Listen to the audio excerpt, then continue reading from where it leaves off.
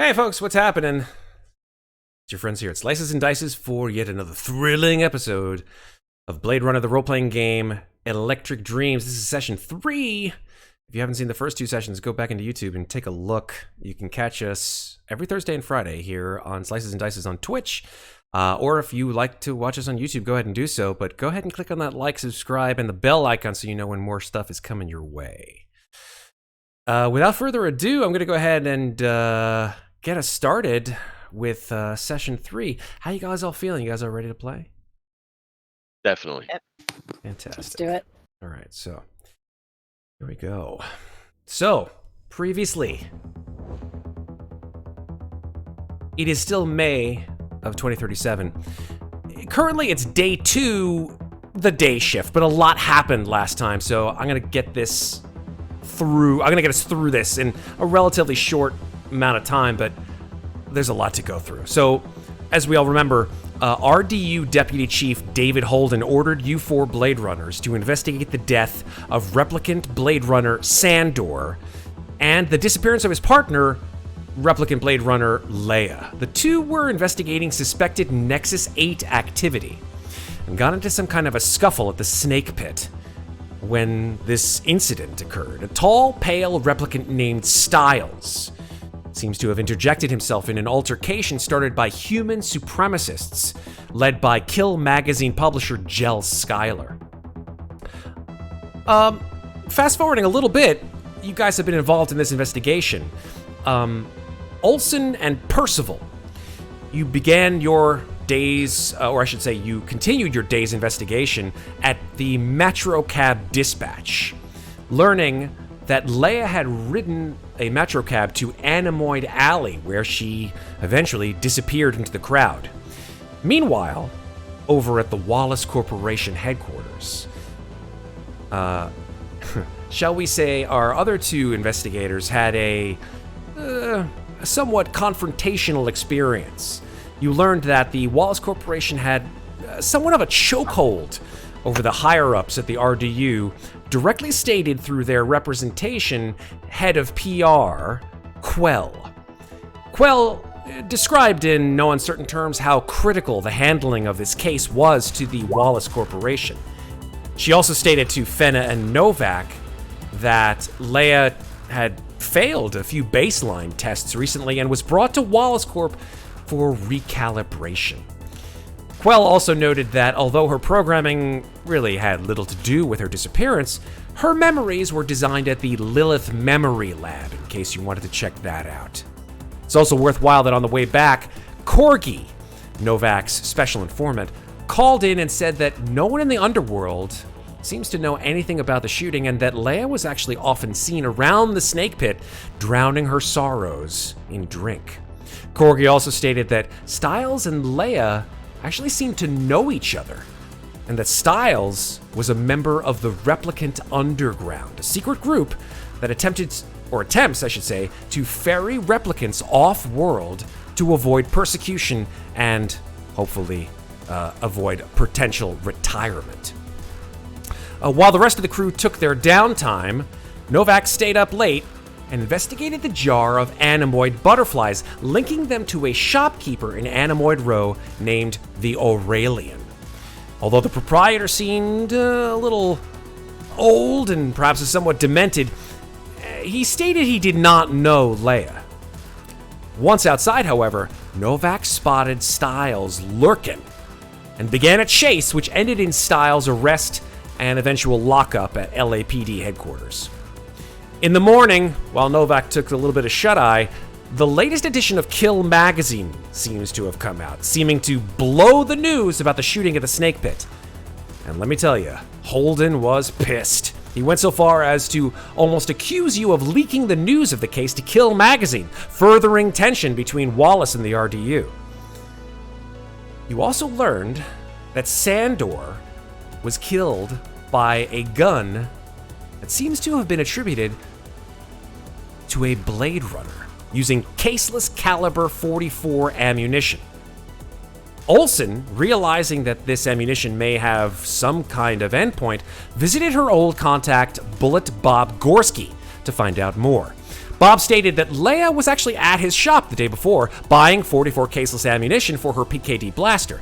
She didn't say what she needed it for, and he didn't ask. She actually seemed quite nervous. I think Oelsen probably understands why.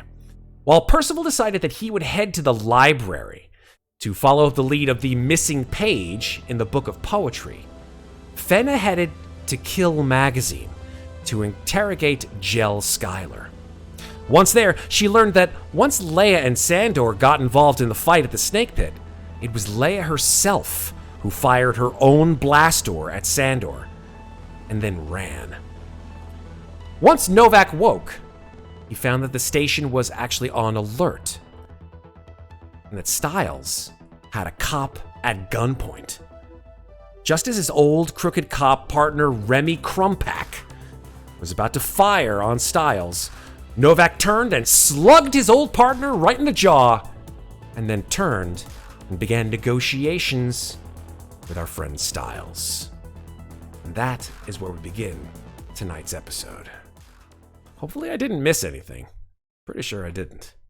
We'll see how tonight goes. Seems pretty solid to me. Fantastic. All right. So let's get a bead on where everybody is, I think. As I take a well-deserved drink of water. Besides, of course, Novak being in the lockup and Percival being on his way to, let's call it Los Angeles Central Library. Did we ever note exactly where Oelsen and Fenna were?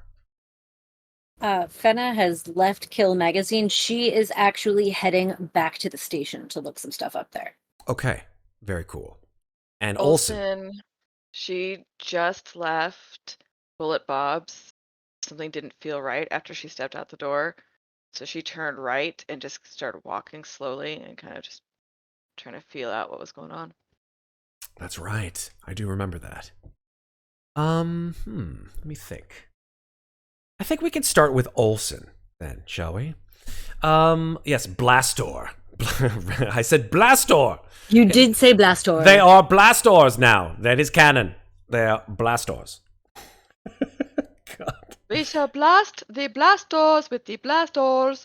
Open the blast doors! Open the blast so doors! that we can get to the ore to Open the LA blast doors, Matt. them some more. Oh my god. Okay. Blast doors. Blast doors. Blast doors. All right. Footsteps. Sorry. He's walking this ground. Footsteps. Okay, so here we go. Blade Runner face now. Oelsen. Something doesn't feel right. You're in, from what I remember, let's take a look actually at the main map and see where you all are at. Because I think you're all sort of at disparate places around LA. Let me see if I can get you all. I believe I'm in Sector 4. Yeah, Sector 4, that's right. Let me give you guys some ambiance here. Let's move you all to the map. Boop.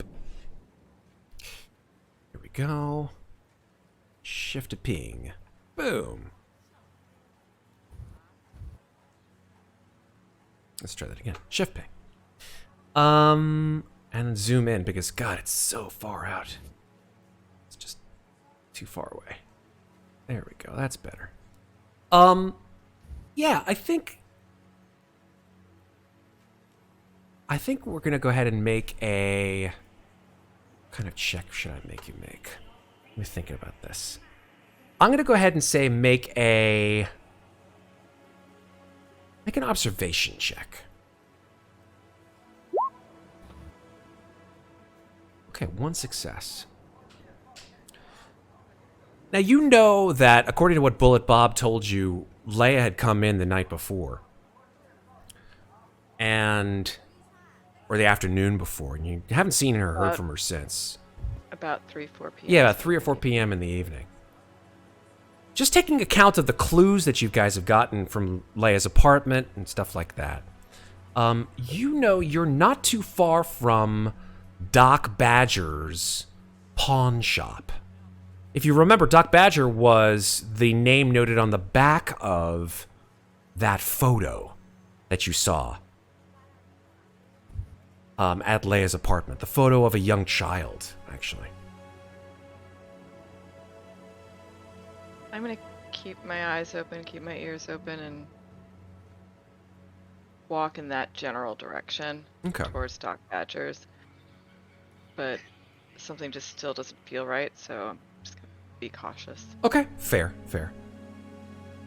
Still sipping on the coffee.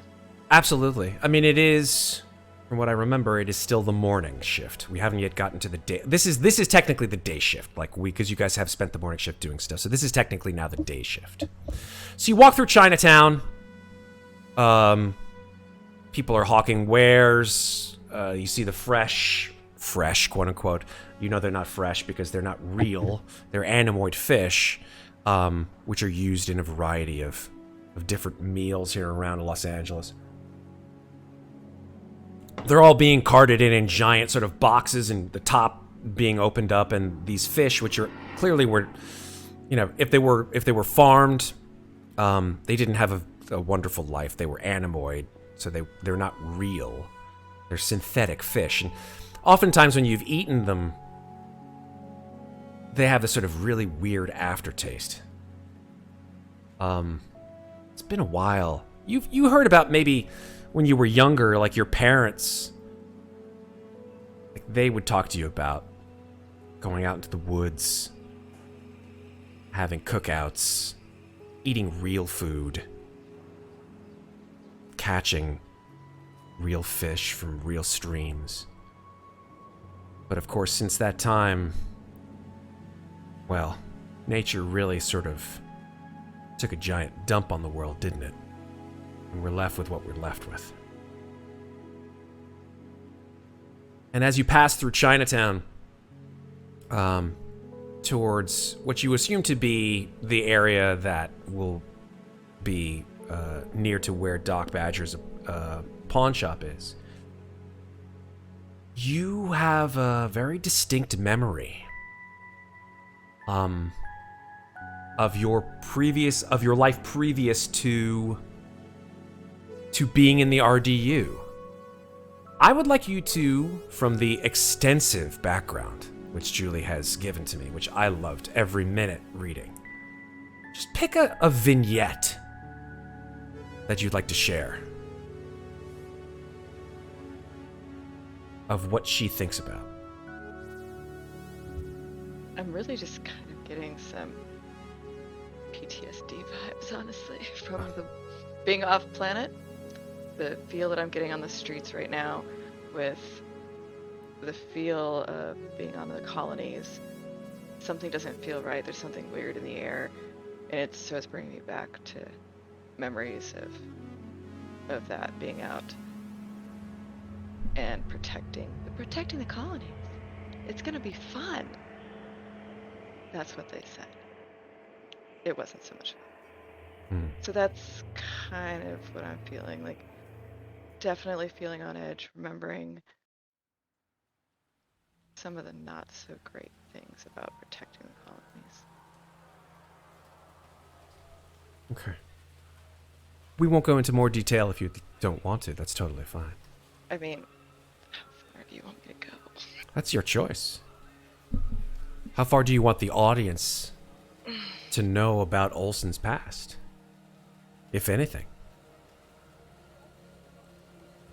She slips back into memories of one of the last battles, right before she got out of protecting the colonies, where the whole battle was completely messed up to begin with. They shouldn't have been there. She still feels the cold of those days being up on the mountains, and something didn't feel right, and she didn't listen to her gut. And she paid for it with 3 months in traction in a hospital. So she's really uneasy at the moment. Got it. Probably got her hand on her weapon underneath her coat. Okay. Doesn't want to make the same mistake twice. Cool. You walk through the hazy gray morning. Your eyes shifting left, shifting right. It does feel like someone's watching you. It's very uncomfortable feeling. But as far as you're aware that you can see, you don't see anyone trailing you, no one following you, no one in places above, roofs above. Something doesn't feel right. You're right. That said, you do find the alleyway that Doc Badger's pawn shop seems to be. The pawn shop itself is sort of this rundown, shabby store, essentially. And it's small. From the outside, it certainly looks very cluttered with all kinds of crap in there, filled to the brim with everything that you could possibly imagine a pawn shop like his would have. Useless knickknacks, potentially half-working advanced tech, some dusty, some relatively well-used and worn. And you enter the pawn shop, and Doc Badger turns to you. Doc Badger is a dark-skinned man. He's thin, he's wiry, he's got big, almost sort of startling-looking eyes. His face is sort of in the shape of an inverted triangle with stubble around his face. And I do, in fact, have a mugshot of our friend Doc Badger. Here he is. Nice. No, it's younger than I expected. He is younger than you expected, probably. Doc Badger has some kind of a line that goes from his cheeks over his nose. Some kind of maybe a tattoo, or maybe it's the remnant of some kind of a synthetic implant or something like that. You're not quite sure. Turns to you and says, "Hey, what's up? How can I help you?" Hi, good morning. How are you? I'm well, how are you? Been an interesting morning. I was wondering if you might be able to help me out. I've been looking for my friend. I really think she's in trouble, and I'm really starting to get worried, and I'm hoping maybe you've seen her. And it's not for no reason. Your name was on the back of a picture, and I'm grasping at straws. I'm just hoping you can help me out. He sort of squints at you. Sure. You show him the picture. He goes, I am sorry, but I do not offer information about my clients. It's bad for business.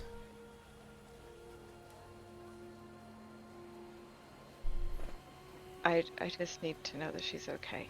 I'm not trying to hurt her. I'm trying to help her so she doesn't get hurt.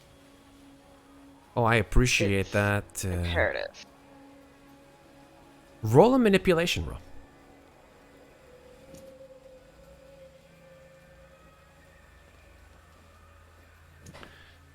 He says, maybe we can come to some kind of a deal. What do you think? I pass him some chinion. Okay, you give him a chinion. Cool. Does this help? Yeah, knock off one chinion. He says, oh yeah, that helps a lot. Thank you. He says, yeah, someone came into my shop a few weeks back. You know, replicant. Skin job, whatever they want to call themselves nowadays. She was pretty. She had short hair, black hair. She said she was a Nexus 9 replicant. She said she wanted to make a stellene scan to review her own memory implants. So I said, yeah, I have a stellene scanner, and for a small fee that she paid me, I she asked me if I could plug her into it, which I did. And then afterwards, she said she wanted a hard copy printout of the slice of this memory implant, which is the thing that you're holding, this young girl. And Leia, I think she said her name was Leia, yeah. She said it was her daughter.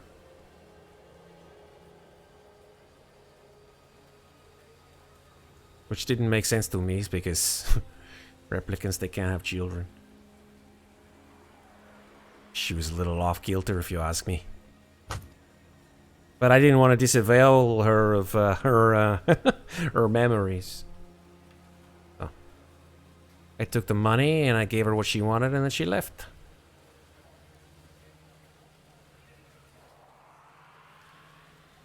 Any idea of where she might have been headed?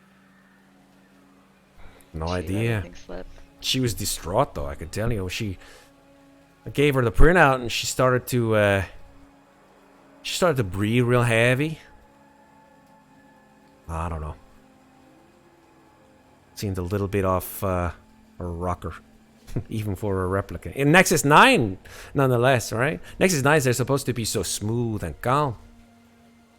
I don't think so.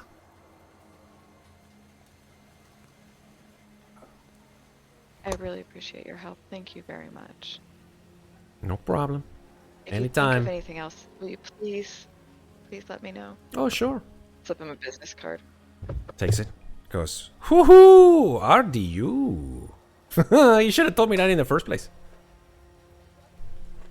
Well, not everybody likes us. Oh, I never said I did. I just said you should have said that in the first place. Probably, maybe not. I'd rather just be nice to people and see what happens first, and then go the other way if I can't make that work. We're all people in the end. Sure. Trying to make it through. People. Well, most of us. Look, we're all just trying to make it through. Okay?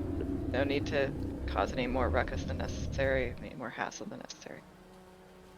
Try to get through our days, right? He nods. And I thank you for your help. Wish him one more good day, and then head out. Okay. Again, still kind of cautious as I'm leaving. Understandable.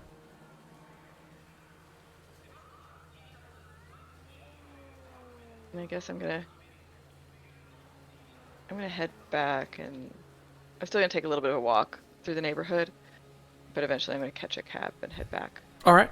towards base. All right. Let's call that your day shift activity. Yeah? Yeah. Cool. Just so you know, a Stellene scanner, naturally, because it's like, talking about your scanner here, in your computer, that replicants begin their lives, as you all know, with this sort of purpose-built memories. The concept is that if you use real memories for replicants, that's actually illegal. So memories are manufactured by these memory labs, these custom-designed memory labs. And as time has progressed with the synthetic production of replicants, it's known that that is the reason that replicants have become more, quote-unquote, human. More human than human was the old Tyrell motto. But it was because they had memories that they became more than just machines. Now, you also know that these memory labs have what are called Stellene scanners, which are basically a non-invasive way of reviewing a Nexus 9's core memory implants, though they're unable to actually read new memories gained via life experience until after their inception date. So by interfacing directly with a replicant, or just by simply like leveraging their unique know-how and compassion for the Nexus's state of mind, memory lab scientists can help and have helped detectives like yourself better understand what a replicant is mentally or emotionally or even physically capable of doing based on those core memories that define them. Just a piece of information I thought you might want to know.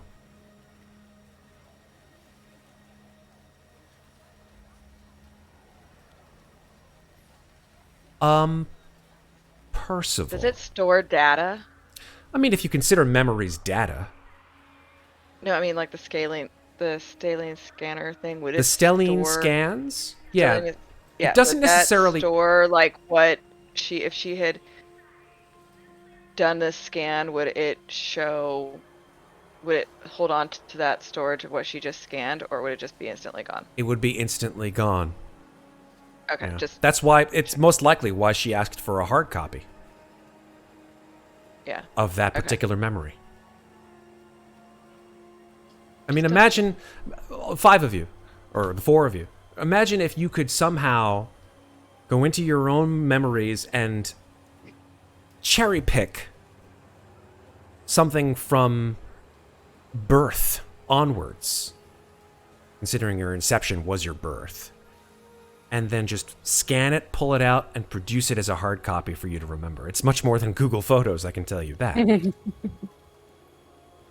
It is literally a life record. Something that makes you tangible as a person, because if we are not our memories, what are we?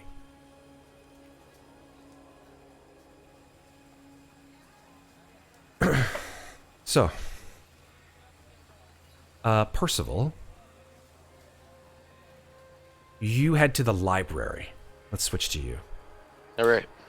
I would say that the library is actually in Sector 5, which, from what I remember, is still it's still around the courthouse and the city hall and all the sort of public buildings that you're used to experiencing, etc.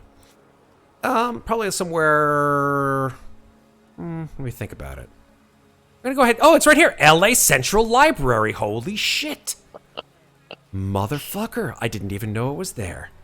Unbelievable. Let's go ahead and circle that thing, because that is great. There's a library.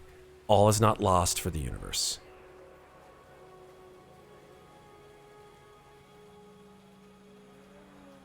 And let's bring you on down. Take a cab to the LA Central Library. You're met at the front of the library by another replicant, Series 9. This one has been, perhaps for aesthetics, perhaps for reasons unknown, who knows, has been made to look like a kindly old woman with a little bun in the back of her head of gray hair, silver gray hair. She wears a very conservative and very pleasant-looking outfit. And you see her in front of this desk of cherry wood. There are screens everywhere, many of which have the Wallace Corporation logo prominently displayed. But, as per people who like old things, books are still around. Those that weren't were digitized and put into the mainframe. But people like the feel of books. People like the smell of books. People like the feel of paper. Although very little is being produced nowadays, since all the forests have essentially been burned to smithereens. So, with that said, since you are here at the LA Central Library, let's go ahead and have you do a skill check of some kind to determine if you can find this book. You said you were looking for the poems of William Blake, which is what you found in Leia's apartment, but missing one page. You wanted to find that one page, yeah? That's correct. Well, this is not a tech roll. This is going to be I mean, if this was Call of Cthulhu, this would be like a library use roll. So I would say, I would go with either observation, or if you want to somehow or other get this old lady to do your dirty work for you and find the book in the stacks, I would say make either manipulation or connections roll. But those are all a D for you, Percival, so I don't know which is better for you. Let's start with an observation, see what happens. Go for it. Okay, 1 success. I'd say that you are able to move through the stacks. It doesn't take you a whole lot of time. But you're able to find books of poetry by various authors, Kurt Vonnegut, Shakespeare, etc. And within a very short, within a very narrow section of the poetry section, you do find, in fact, a retrospective of the works of William Blake. And based on this poem, which you knew the end was torn out,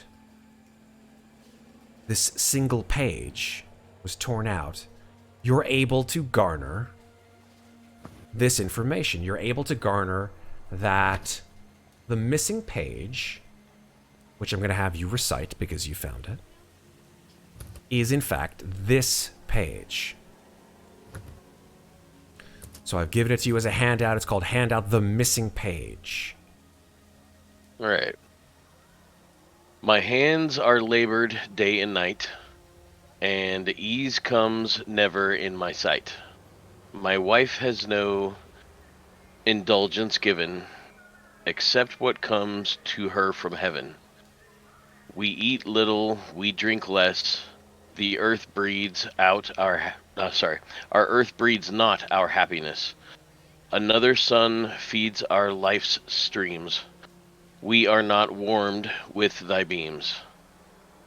Thou measurest not the time to me, nor yet the space that I do see. My mind is not with thy light arrayed.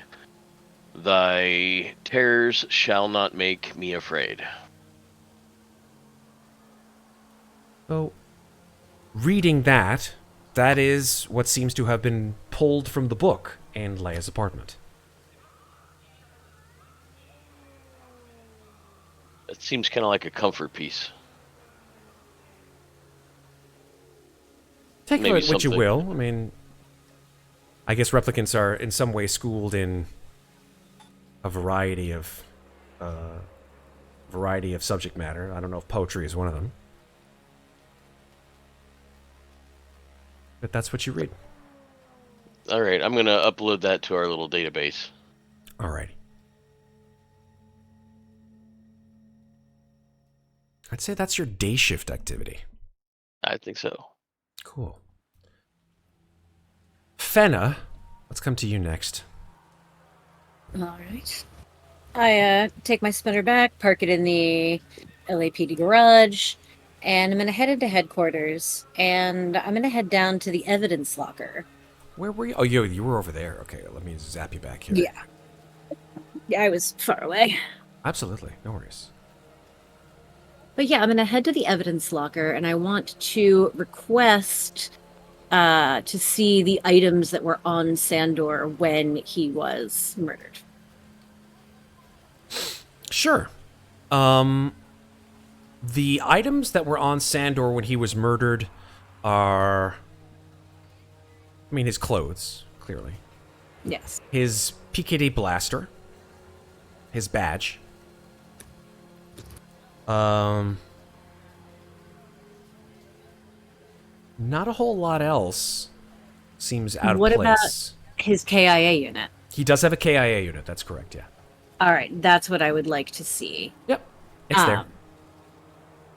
So the question is, how I know that they are bio-locked to their owners. Is there a way for me to go through it? I would say yes, you could do it. You could roll a tech roll. Or get someone who has a better tech to do it. It's up to you. How bad is my tech?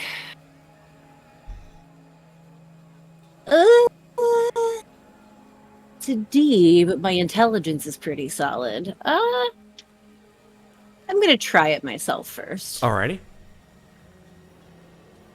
Up, 2 successes. Two I'll take it. successes. Yeah, absolutely. I am specifically I'm looking at his current case files. I'm also looking for anything that he chose not to upload to the mainframe. That's the main reason I'm looking at this. Okay.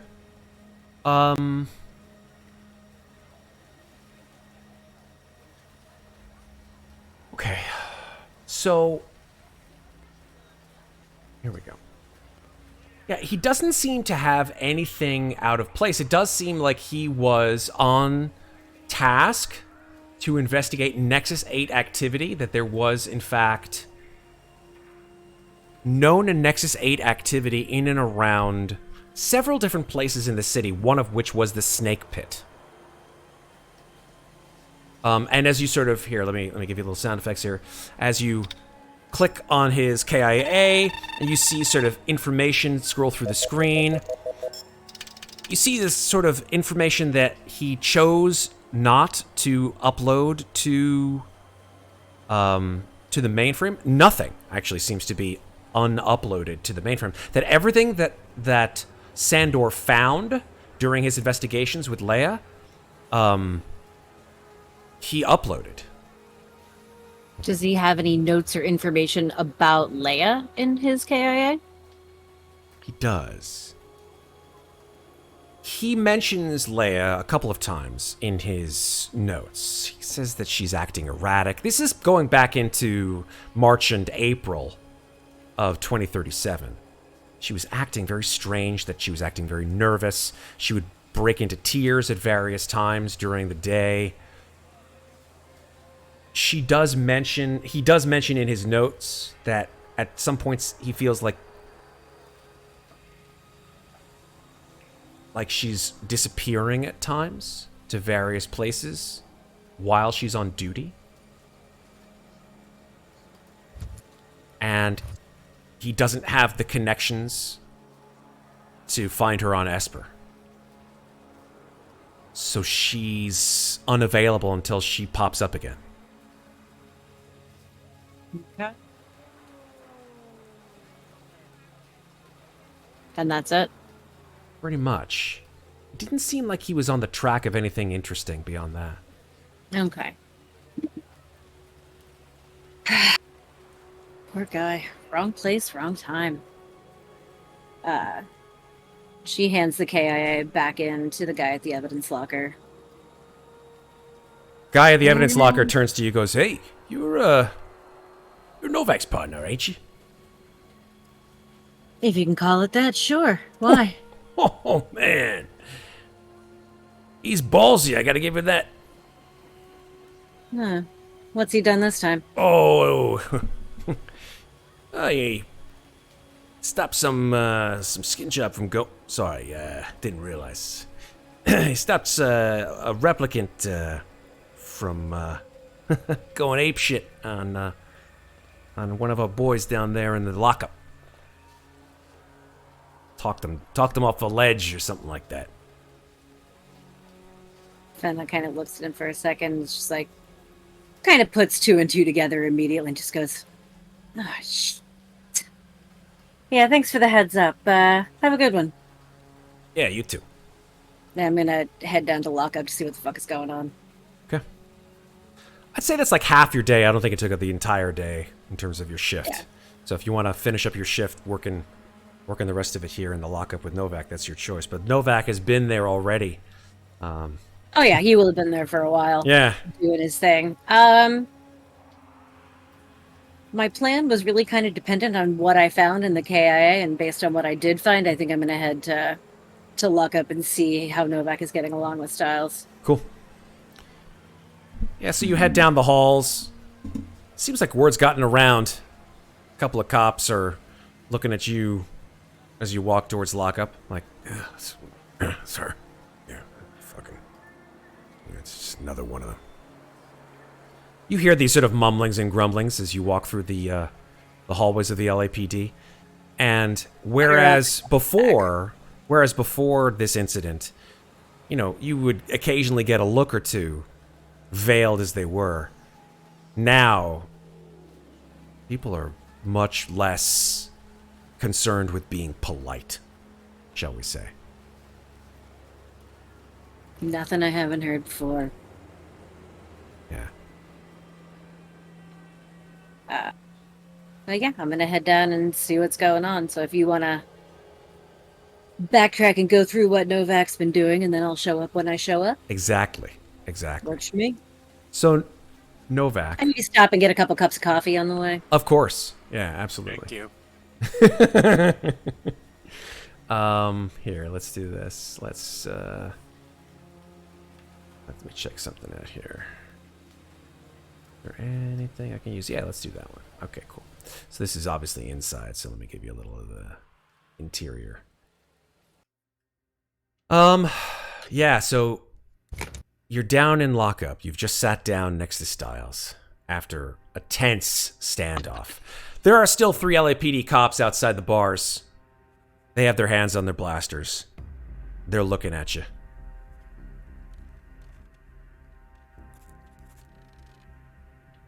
All right. We can have a conversation now. Why don't you tell me things from your side? I'm going to ask a few questions. You answer them exactly as you've got the info. This guy over here is going to write it on down so that we get your side of what's going on. There's no need to get kerfuffled right now. If you answer our questions smoothly and easily, we can get up to when you were outside and walked in the opposite direction from me in a very quick sort of manner yesterday that caused us to sort of bump into each other like this. And then maybe, if all goes smoothly and you can do all those things, we'll let you walk right out those cell doors. How does that sound? He is even sitting down, he is just a mass of flesh. This dude is probably about close to 7 feet tall. Bald head, pale skin, piercing brown, almost black eyes. And as you're saying this, he's just staring at you the whole time. He's got this sort of unreadable face. You don't know if he's about to just jump on you and pull your face off or just listening to you quietly like a child. And when you say How unreadable? I mean, you could roll an insight. I'm fine with it. Hell yeah. Push. Okay. Okay. You didn't get 2 ones that time. But still no successes. Okay. But I'm just going to keep doing what I'm doing. Okay. Does he respond to any of what I just said? Yeah, he does. He sort of responds in just single words. In that sort of low, basso profundo voice. He's like, yeah. Okay. Sure. See? Now we're getting somewhere.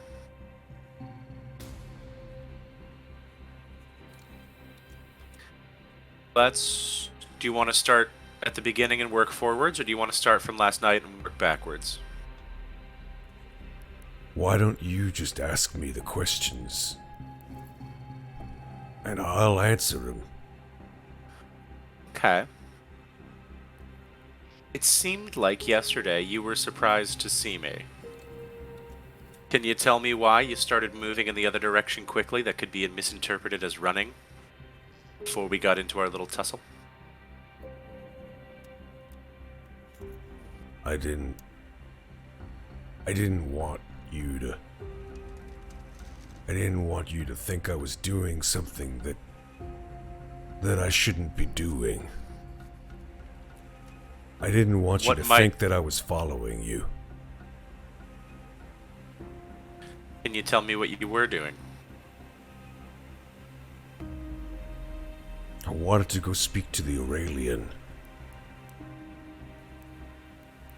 But you were in there, so I couldn't. What did you want to talk to him about? I wanted to talk to him about Leia.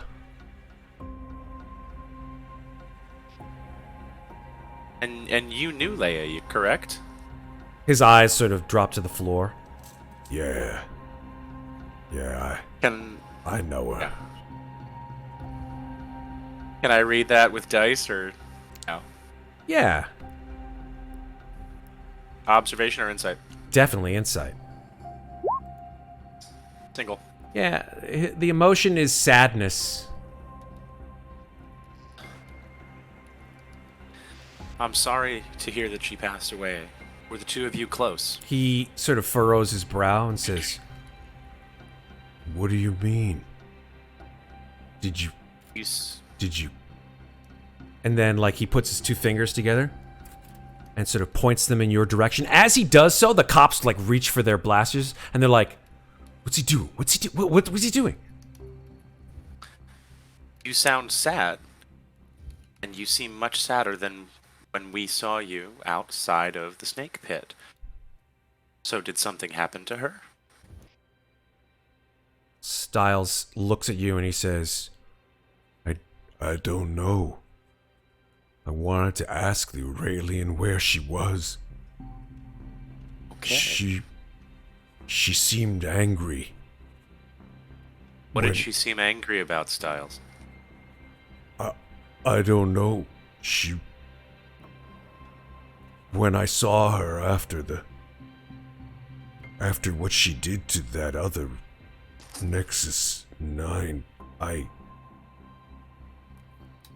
I saw her at the safe house.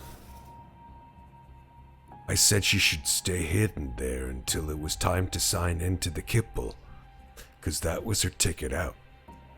She just needed to lay low at the safe house. And she got really upset. She said she still wanted to take care of something.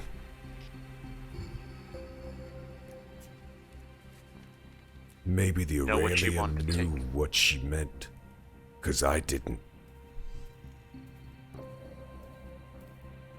When was that? What day? That was last night. So she has only been missing, and you saw her last night. Yeah, last night. Okay. You seem very sad that you haven't seen her and that something might have happened. I don't Why know. would you be so sad if she's all right in the safe house? Because she seems really upset and she doesn't want to be here anymore. I like Where does her. she want to be? I wish she would stay. Where would she go, Styles? he looks at you, his eyes just focus on you, and he just takes his finger and just points up. Oh, she doesn't have a jetpack. How would she get up there? He doesn't say anything. Do you know if she might know somebody that could get her? He nods. Are you in contact with them? He nods.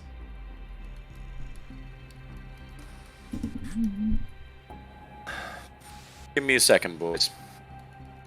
And I'm gonna wait for everybody else to be out of earshot. But I'd like to specifically make sure that Crumpack is also not in fucking earshot. Crumpack has been crumpacked. Right? You just gave the guy a bloody nose after you turned and swatted him like a fly. He's like in the back. He's got like tissues over his nose. He's talking amongst all the other dudes. He's looking at you with just laser beam eyes. Like, man, oh man, when you get through with this shit, he's gonna have your badge. I'm gonna lean in close to Styles.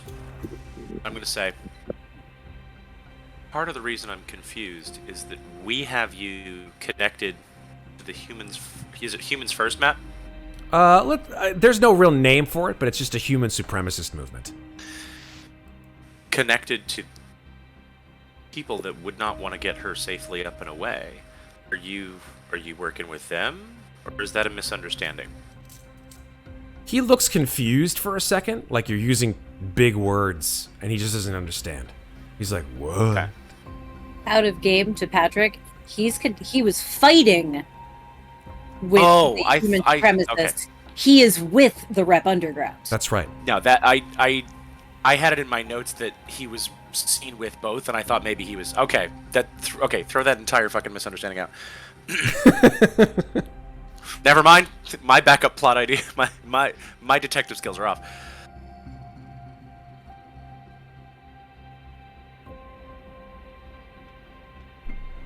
If I can let you out of this room, can you take me to the people that can get her up there? I don't know when they're going. I told her to wait at the safe house. Can you take me to the safe house if I get you out of here? He looks at the cops at the door. He says, Are they gonna let you out with me? We have to have them understand what you and I already know, which is that you did nothing wrong yesterday. And you want to keep her safe. And right now, that's between you and me and my partner, because we're the only ones who can help clear that up with those guys. So if you're willing to, you and me, and the one person I tell, could go to the safe house and make sure she's okay. And if she's not okay, you have someone else to help you make sure she is okay.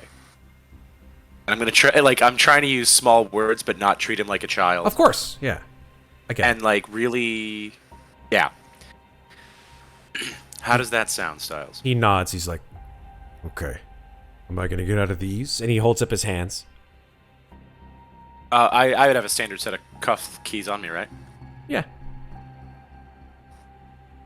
Now, if I take these off, we're gonna be nice and calm together in here, right?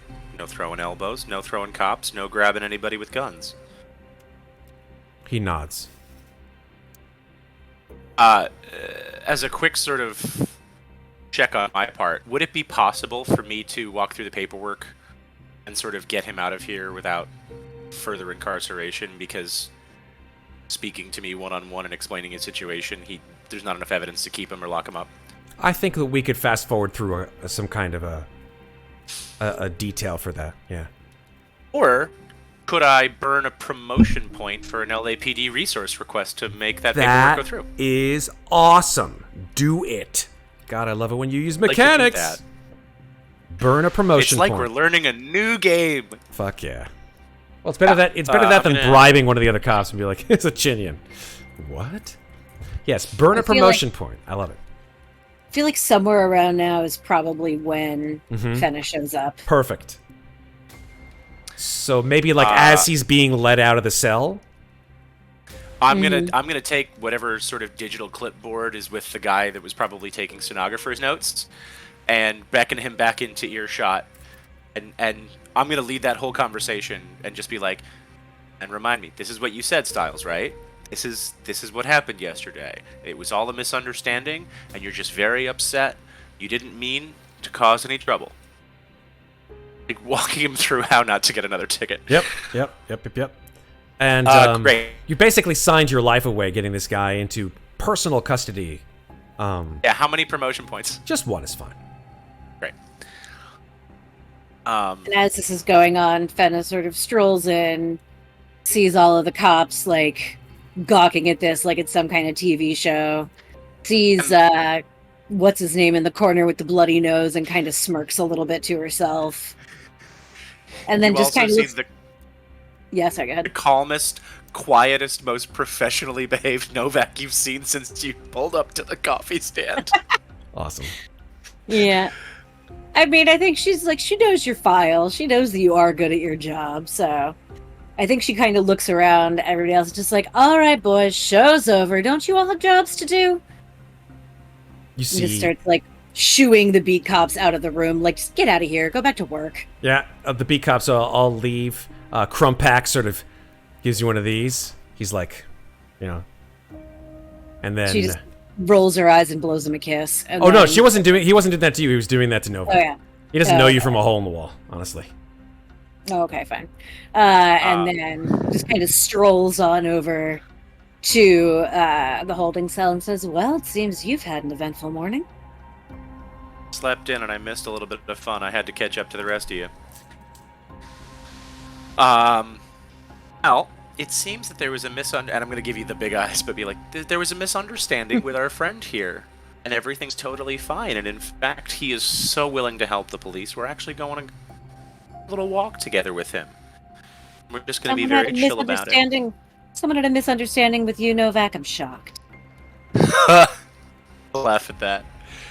And I'm going to take the coffee, and as I take out a pack of cigarettes, I'm gonna hit we're going a cup to of sit coffee.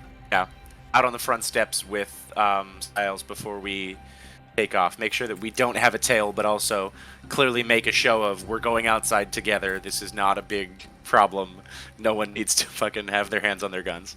Right Yeah, on. like I'll get Novak a cup of coffee or water or something, whatever he wants. I mean, not Novak, Styles. Okay, works for me. Styles doesn't want anything. He's just completely like he doesn't need any kind of refreshments at all. That's fair. Fenna's gonna take a cigarette from Novak and sort of look at Styles and be like, "Well, nice to see you again." He just looks down at you and he goes, Oh, yeah. The pit. Right. Yeah, the pit. Why were you watching me there anyway? I wanted to know if you were on our side or not.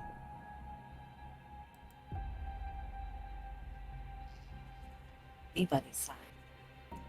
I'm just here to find out what happened.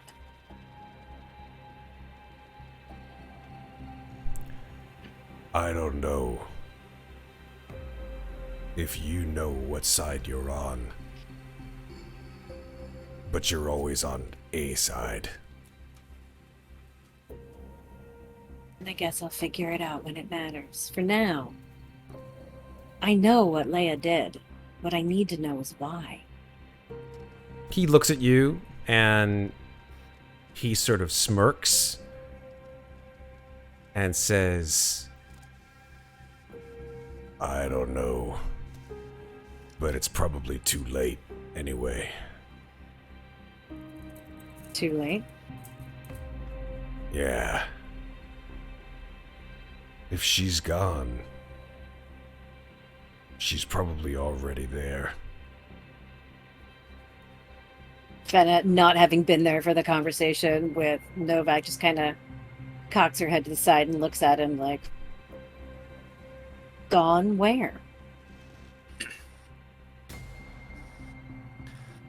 He doesn't Above respond. table for a second. yeah. Matt, when you had said safe house, you said I wrote down sign into Kipple, but I'm assuming I heard that wrong. No, that was right. The Kipple. Okay, the Kipple, and do I know what that is? Yeah, you've been in Los Angeles long enough to know what the Kipple is. Props to those of you who may in fact know what the Kipple already is, but if I remember correctly, see if it's Google available. A Kipple is a representation of deterioration, but in this case, the Kipple is actually what people in Los Angeles call the vast wasteland of detritus and overgrowth that is in and around Los Angeles. It's the sort of wasteland of forests and parks that used to be walkable, and somewhere like in the Hollywood area,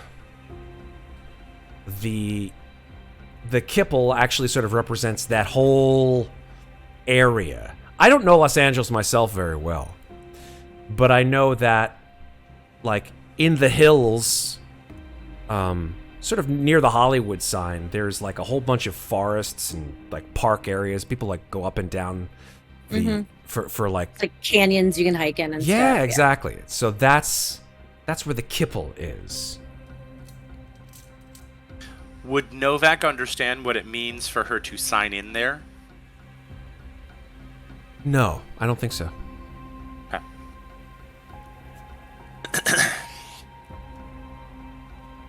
Can you take us to the safe house, Styles? Sorry, no. She didn't say. He didn't say sign in to the kipple. Okay. Oh, what did he say? Because that's what it sounded He like. said until it's time to go to the sign in the kipple. Ah. Thank you.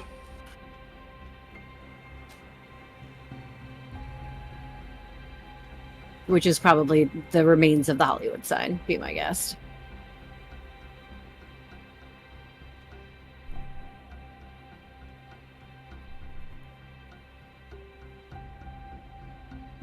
Can you take us to the safe house, Styles? I did ask him where she would go, and he didn't answer me. I don't know. Intentional or just because we got sidetracked. Yeah, it's also because you're in the presence of a whole bunch of cops too.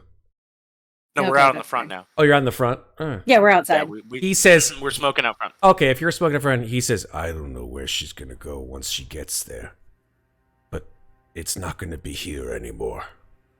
It's gonna be someplace else. Someplace safer. Safer than LA could be just about anywhere. Most days, anyway. Where's the safe house, Styles?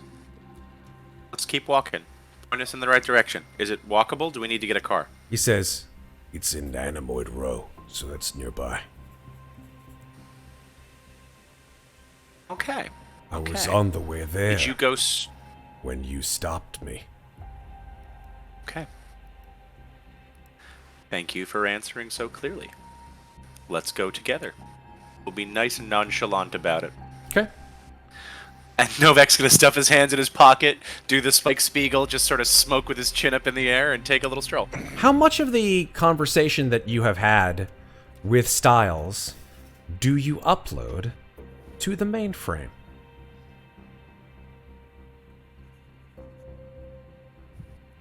I love the fact that neither one of you are immediately answering. I barely had a conversation no. with him. I just talked to him for like 2 seconds outside. Totally so- fair. Totally fair. I am going to send a quick email into the sort of data banks that say Novak clearing up situation with suspect from last night, gaining further details, following up on lead, keeping it vague as possible, and sort of making it sound like I couldn't keep him in the jail cell on upon further evidence and inspection. I could not keep him following up a different lead. And I'm gonna when it pings off, I'm just gonna shoot Fenna a look because it's missing details. Fenna wasn't there for the conversation, so she just shrugs. She's figured out that you guys clearly had some kind of conversation, but she's just kind of along for the ride at this point. Oh, She's gonna there's- figure it out as it there's- happens. Probably some of Crumpak's blood on his knuckles too, That's fair. or at least a good bruising anyway. I mean, she saw your ex-partner's bloody nose and assumed it had to have been you. I think, however, before I get too much further,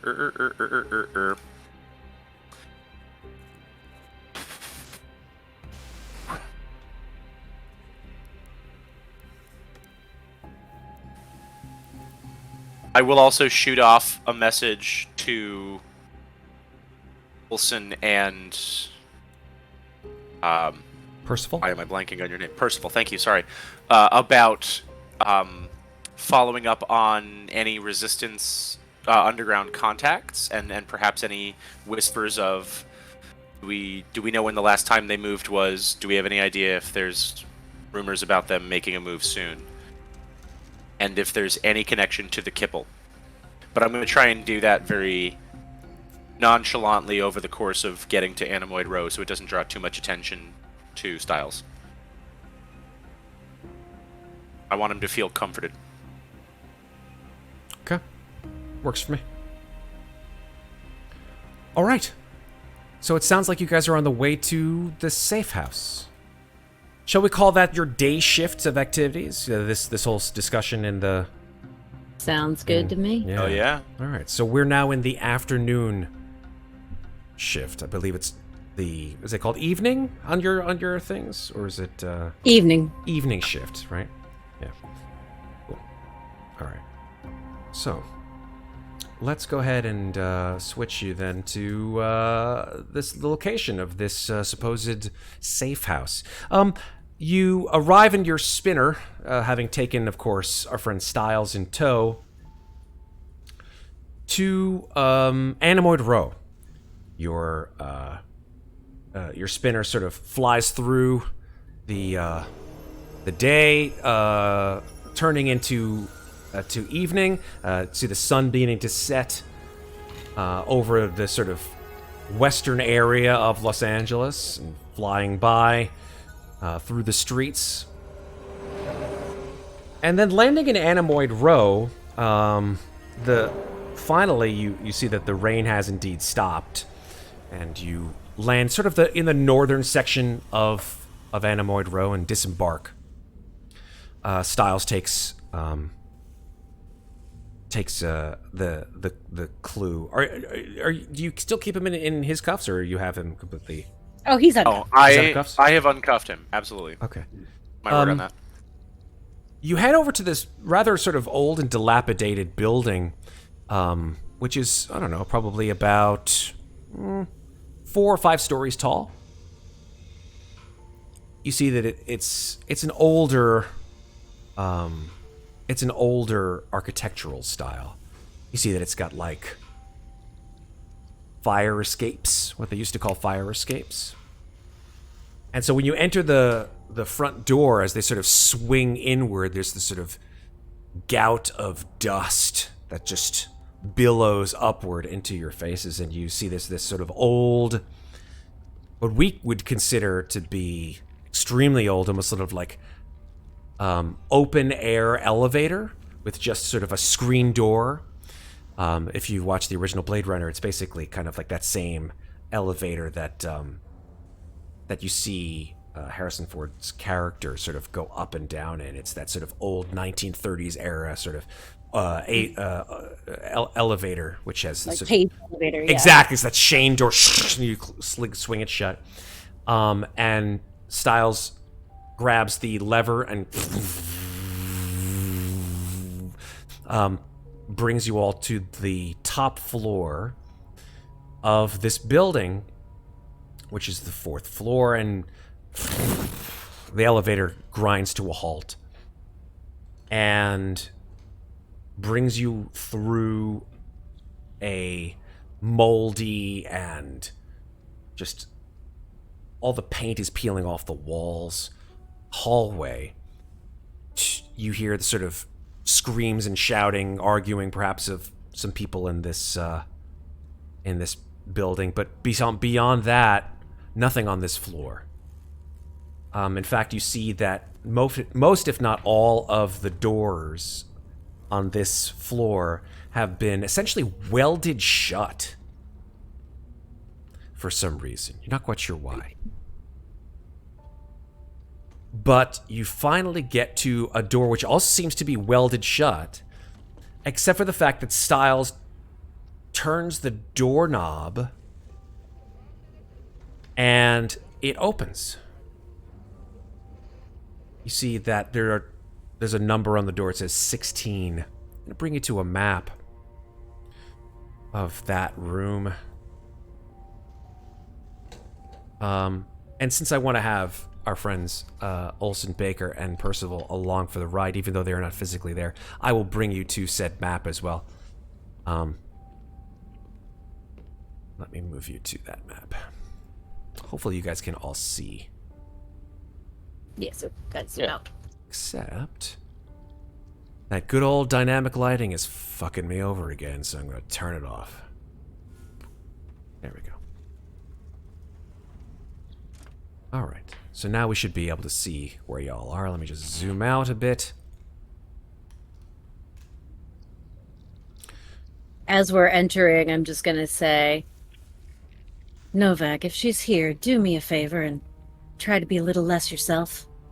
You hear as you speak, and your voice rebounds off the hallway. You hear the sound of footsteps. Footfalls. and you hear shuffling sort of coming around the corner. And then you hear...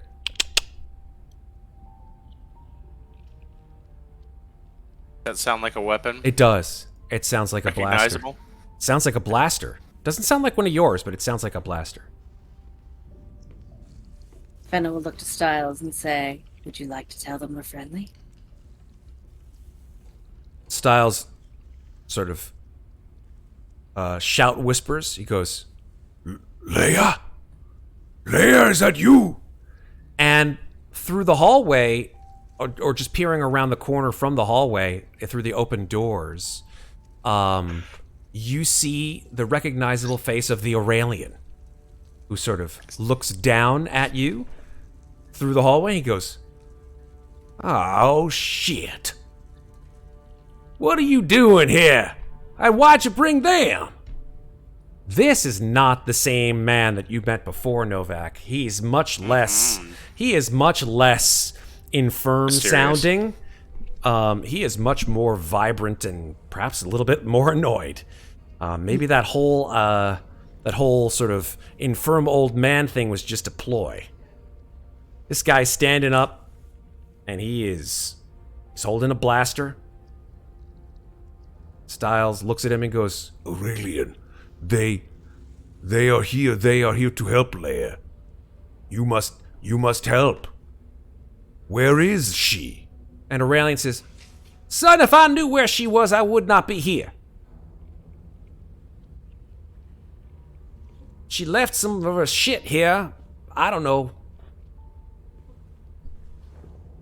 Fenna will sort of cautiously step forward, hands out to show that she's not aiming weapons or anything, and just say, "Forgive me, I haven't had the pleasure of making your acquaintance. My name is Fenna." He nods And- at you. "If Leia left some belongings here, would you mind if I took a look?" "Just don't make any fast moves, you hear?" Smooth as silk. He's gonna walk slowly and casually towards him. Okay.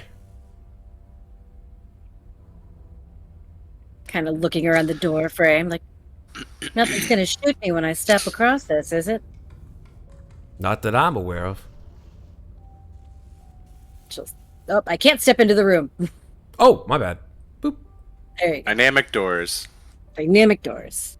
While she's doing that, and after he's returned his attention to me so that I am not giving off the impression I'm jumping him, Novak will also slowly take his hands out of his coat pockets, step forward, and walk towards him, say, "Now we can finish that conversation we were having yesterday.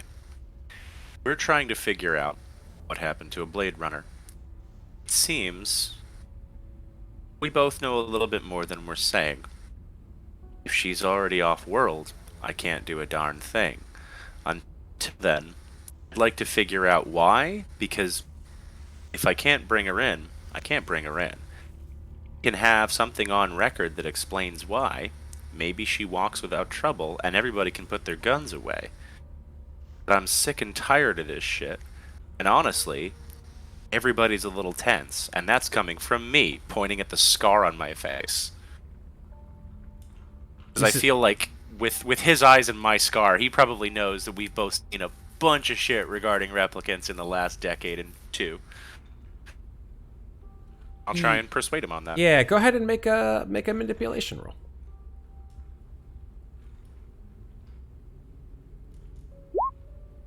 No successes. Push. What do you say differently before you hit that push button? Look,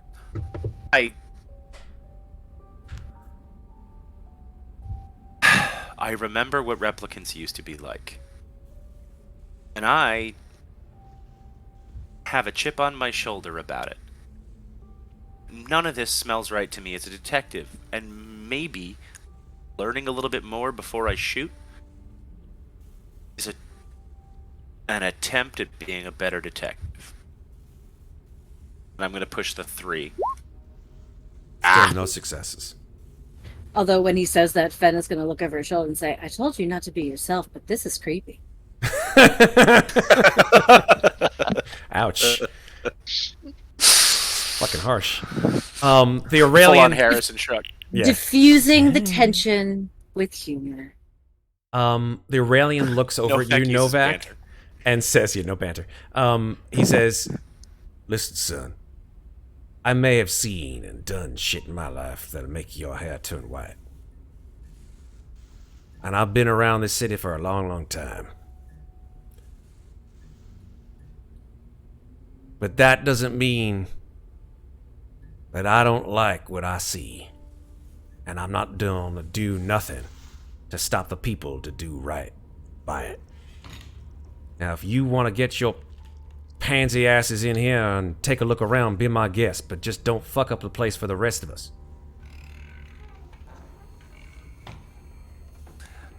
Hands back in his pocket with a deferring nod.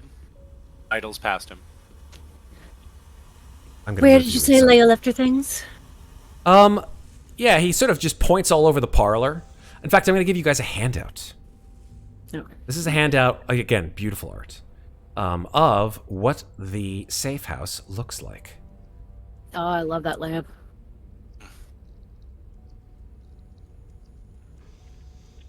See a piano. See a variety of things in the room. You see some kind of stuff on the table. Mm-hmm. See, like, again, that Picture of open, the Hollywood shiny... sign over here. There is a picture of the Hollywood sign. You see an open container of Chinese food. Still Uh, warm. Fenna's gonna sit down on the couch and start going through the stuff on the table. Okay. What are you doing here? Safe to assume then. While she's going through that, I'm going to turn back to the Aurelian. Safe to assume then that you're also connected to the Resistance. Your powers of observation are absolutely staggering. Listen, I'm just trying to make sure I get the information straight so that I can do the least amount of paperwork. They don't like question marks when I type these things up anymore. Look, Why? It's clear you two don't like each other, and that's fine, but... And she turns to the Aurelian. Everyone who knows Leia said that she's been upset lately, acting erratically, crying for no reason, disappearing during the day. Do you have any idea what she was upset about? She was upset about the fact she was alive and that she couldn't be with the ones that she loved. Who did she love? She didn't tell me much more than that.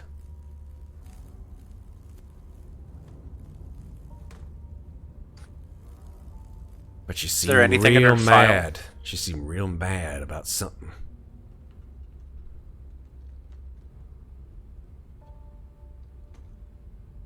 I'm gonna go through the stuff on the table. So, So, on yeah, the... is there anything in her Yeah. file that might have implied a person, or like was there an implanted memory perhaps about a person that Not was in that her file? not that you've been... We not- haven't- had been made available yeah. to it, unfortunately. I was just about to type in chat. We have to go to Lilith. That's where this is pointing us. So, But on the table, there's a copy of Synth Magazine. I'm going to give you a handout again. Another handout, which is just great. There we go. This is another handout. Take this one off, and I'll show you this one. There we go. Synth Magazine. Synth Magazine. I see Lilith Tyrell explains the finer points of replicant memory design. Yeah, Lilith Tyrell. I'm gonna flip to that article. Yeah. I mean, it's not short. It talks about how Lilith Tyrell is a founding member of the Wallace Corporation, having taken over for her father in the late years of the waning Tyrell Corporation. after what occurred in 2037. 2019, I beg your pardon. 2019, when Lilith was just a young girl, actually. And her father was brutally murdered by 3 Nexus 6s. She became the recipient of the rest of the company, as Eldon Tyrell bequeathed it to her. Of course, being in a position that she wasn't able to really choose right from wrong. She wasn't actually the kind of person to really care about the financials of said company. She didn't really know what she was doing, and so she chose people most people know about. Those people were Wallace Corporation goons, and they eventually convinced her to sell to Wallace. And in doing so, really give her the operative ability to do what she loved to do, which was to be the tech head that everyone knew that she was. She loved tinkering and being a creator, shall we say. But like her father, was completely socially unaware as to what exactly the ramifications were as to her actions, or perhaps inactions. So, Just all about the science. pretty much, yeah. But now she runs this memory lab for Wallace Corp. So, okay, so I was already thinking we needed to go there. Now I definitely think we need to go there. I'm not going to say it out loud for now. I'm going to wait till we leave. But that's... There's a couple of other things on the table as well. There's a leaflet. Again, another handout. This leaflet, back in front, looks like this. It says, Off-World, Arcadia. A new life awaits you in the off-world colonies. The chance to begin again in a golden land of opportunity and adventure. Shimago Dominguez Corp. Another large mega corporation. This one, of course, interested in the manufacture of off-world terra colonization. This one is, of course, called Arcadia. Their taglines, I love it. Remember when every breath tasted like springtime? When you woke every day to the whispers of the pines, to the honeyed essence of the blooms outside your window? Memories you never knew you had, now a reality. Only on Arcadia. Now accepting settlements on a limited basis for qualified applicants. Heaven isn't a place you imagine. Heaven waits for you, off-world.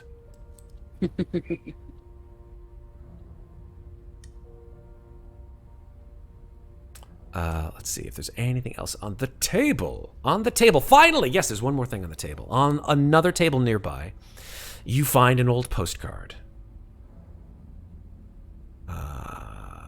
Which looks like this. It's an old postcard. It's probably from way before your time. When people actually put stamps on things. Yeah. What's mailed? It's the talk of Hollywood.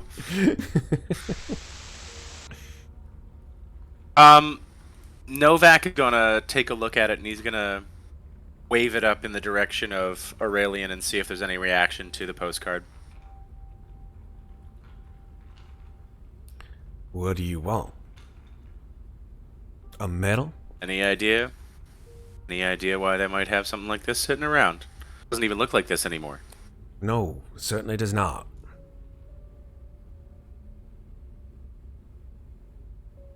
Huh. And he's going to tuck it into his jacket pocket and see if it gets a reaction out of Aurelian. He just looks at your jacket. Fenna just shakes her head and goes, Novak, use your words. It's nice. I thought I might hold on to it. Doesn't seem to be getting any use around here.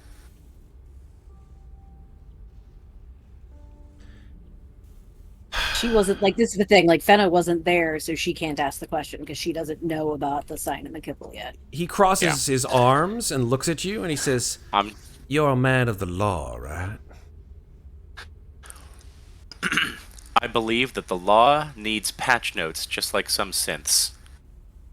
And I'm learning a whole bunch about things that are wrong in the code right now. Maybe.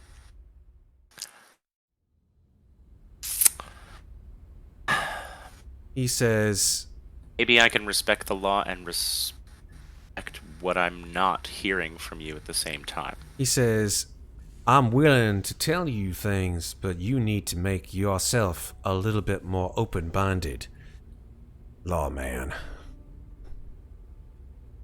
He's going to take his hands back out of his coat pocket, look around and go, I'm flesh and blood. There's guns in the room. And I'm the odd man out. I'm not jumpy or twitchy. I'm not calling anybody. But I'd like to do my job by the letter. So, I'm giving you every opportunity to volunteer information before I become the asshole my partner usually accuses me of being. Would you like Fenna smiles at that. to volunteer any information? I will volunteer nothing unless you make some accommodations to me and my friends.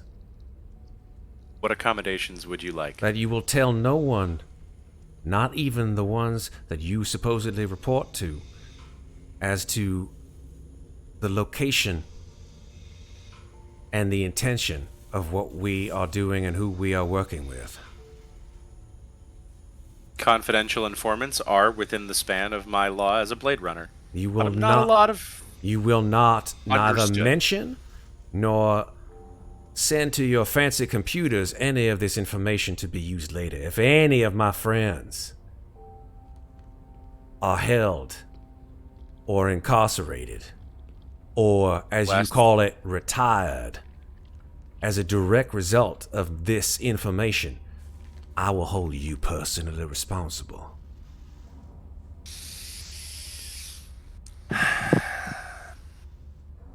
I am going to, with one hand up and one hand slow, unclip the belt on my PKD and put it down on the coffee table that I picked up the postcard from, and say, 2 hands in the air, closest I can offer you to Scout's honor. That I can accommodate. Everything you've just asked. Are there other accommodations? And he's having a hard time looking him directly in the eyes, Yeah. but it's in the vague sort of space. Like, he's... Novak smells exactly how much he is being put through the shit he's been on vacation specifically to avoid, and is trying real hard to play nice about it. Okay, fair. Make a manipulation roll. You're gonna need to convince him. That's I'll a take it. success, yeah.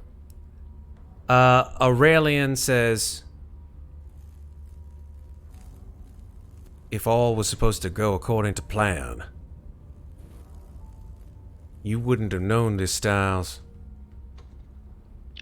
But Leia and at least 4 or 5 others were planning to take the moon bus out of this junk heap.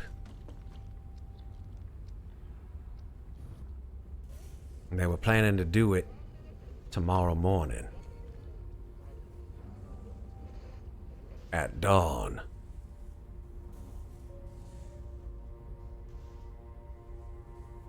So do you know what went wrong and how our colleague wound up with a bullet in his gut? It's most likely that he found out, or he was going to stop our friend Styles here from doing what he needed to do to make sure that Leia got off world. Or he recognized him. Or she just got scared. She didn't want anything bad to happen that would cause her to have a distinct change of plans.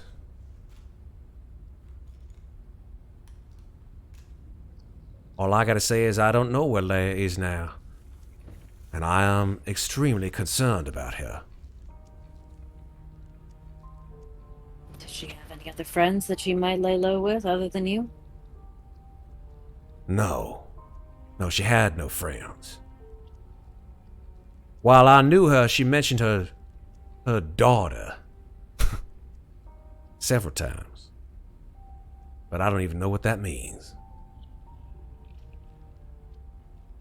Yeah, like you sort of see Fenna's brow furrow at that. Says, well, she's a replicant. We don't have children. I know. She kind of looks back down at the Synth magazine with the cover and the article about Lilith Tyrell. Says, why? Why would somebody give a replicant memories of having a child? It seems cruel.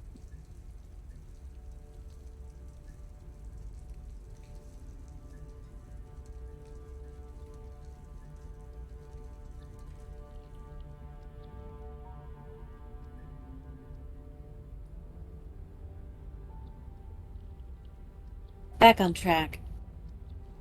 How were Leia and her friends planning to get on the moon bus? As replicants, that's supposed to be impossible. Oh, no, very much not. The moon bus, we have a specific moon bus that's been requisitioned for our purposes. We have friends on the outside. Fair enough. I don't think I need to know any more about that. Or do I? This applies In to fact- you, of course, as well, young miss. I need to make sure that your intentions are the same as our friend over here. I just want to help Leia. I'm not here to get anybody else in trouble. Did you shoot Sandor in the gut?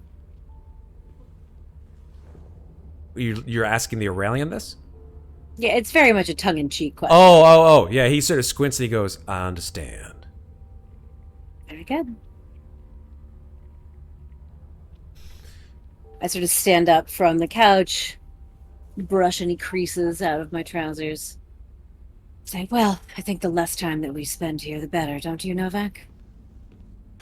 In fact, it might even be better to find a back door out of here, just in case someone did manage to get curious about our whereabouts. Styles has sort of like walked around to the piano, and he sits down at the piano and begins to sort of, just without any kind of reason or impetus at all, he just begins to sort of play this sort of haunting, sad, slow tune. He goes, I remember music. But I know it's not my memories. Fenna will cross to him at that and just kind of gently place a hand on his shoulder and say, of course they're yours. You have them. he looks over at you, and his eyes are just like heavy, brimming with tears.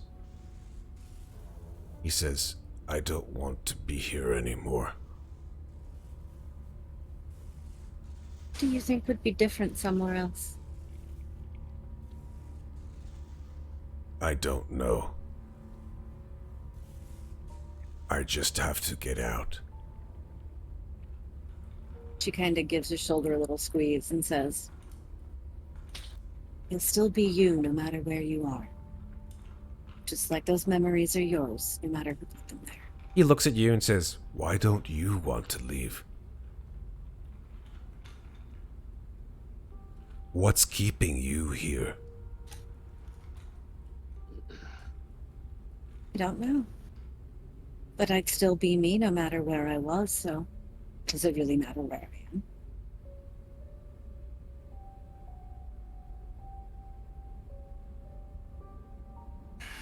he nods, although he doesn't seem convinced. You don't even need to make an insight roll.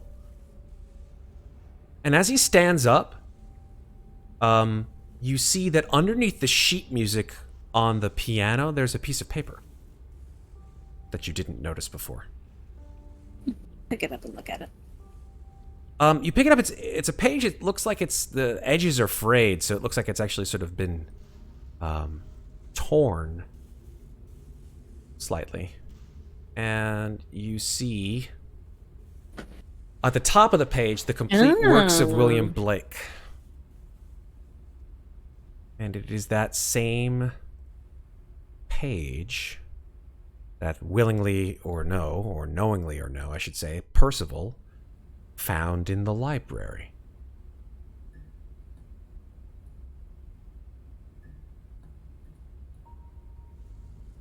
I don't know, Percival, did you upload that to the database? I did. You did? I did. So they would know about that, right? Yes. Okay, there you go. So she'll sort of look at it and then say, did Leia give this to you? No. No. She was reading it last night.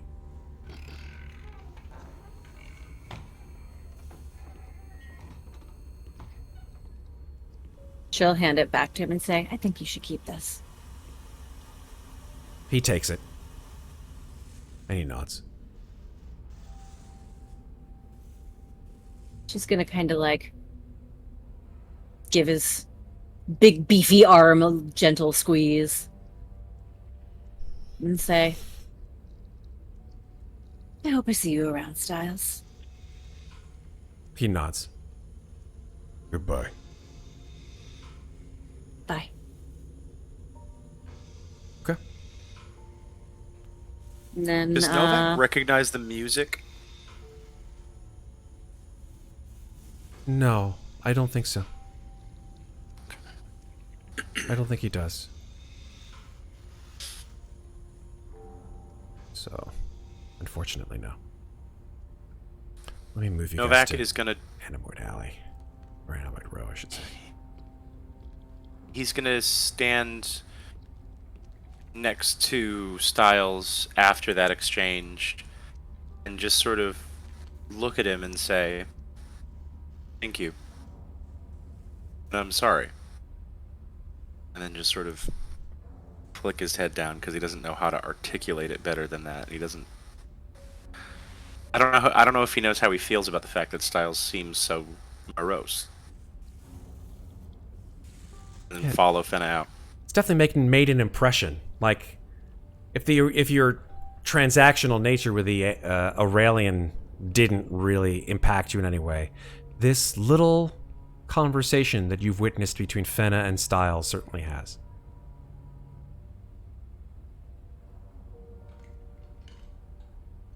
And then you walk out, leaving Styles and the Aurelian in the safe house. Let me shift briefly, since this is the evening shift, the afternoon shift, whatever you want to call it. Let me shift briefly to our friend Oelsen. Oelsen, what are you up to? I'm gonna head back to the station and then upload some of this information, or at least message some of it to the team. What information specifically? Let them know that I went to Bob's, and that also I talked to Doc Badger, and confirm that it's more, I'm texting more in group format as opposed to uploading any other documents yet, just so that I don't really feel like there's anything substantial that I can put in there that's not gonna just raise more questions. So let them know about how both of them had seen her and time frames, and also about where she got that picture from. Okay. How she got that picture. Matching time frames, I think that your investigation, Doc Badger-wise, that kind of stuff, ends just as they begin their investigations at the safe house. So if you guys are in real time, so to speak, Novak and Fenna, by the time you finish your investigations at the safe house, it's possible that Oelsen, you could have either gone back to headquarters or could have met them as they were coming out of the safe house. It's your choice. Medium en route is fine. Meeting them en route? Okay. So you would be either walking or taking a cab to Animoid Row to that safe house, yeah? I think I'm gonna I stay think we on foot walked. for a bit. Oh, that's right. Yeah. Yeah. Walking is fine. Okay, cool. And that's totally fair. Percival, now that you've finished your escapade at the library, what is it that you want to do? I want to head back to headquarters and maybe pick up a spinner and then head to Lilith, see if anybody wants to go with me. To Lilith Memory Lab. Yes. Oh, damn. Okay. That's a distinct possibility. Yeah, sure. So PM everybody and see who wants to go.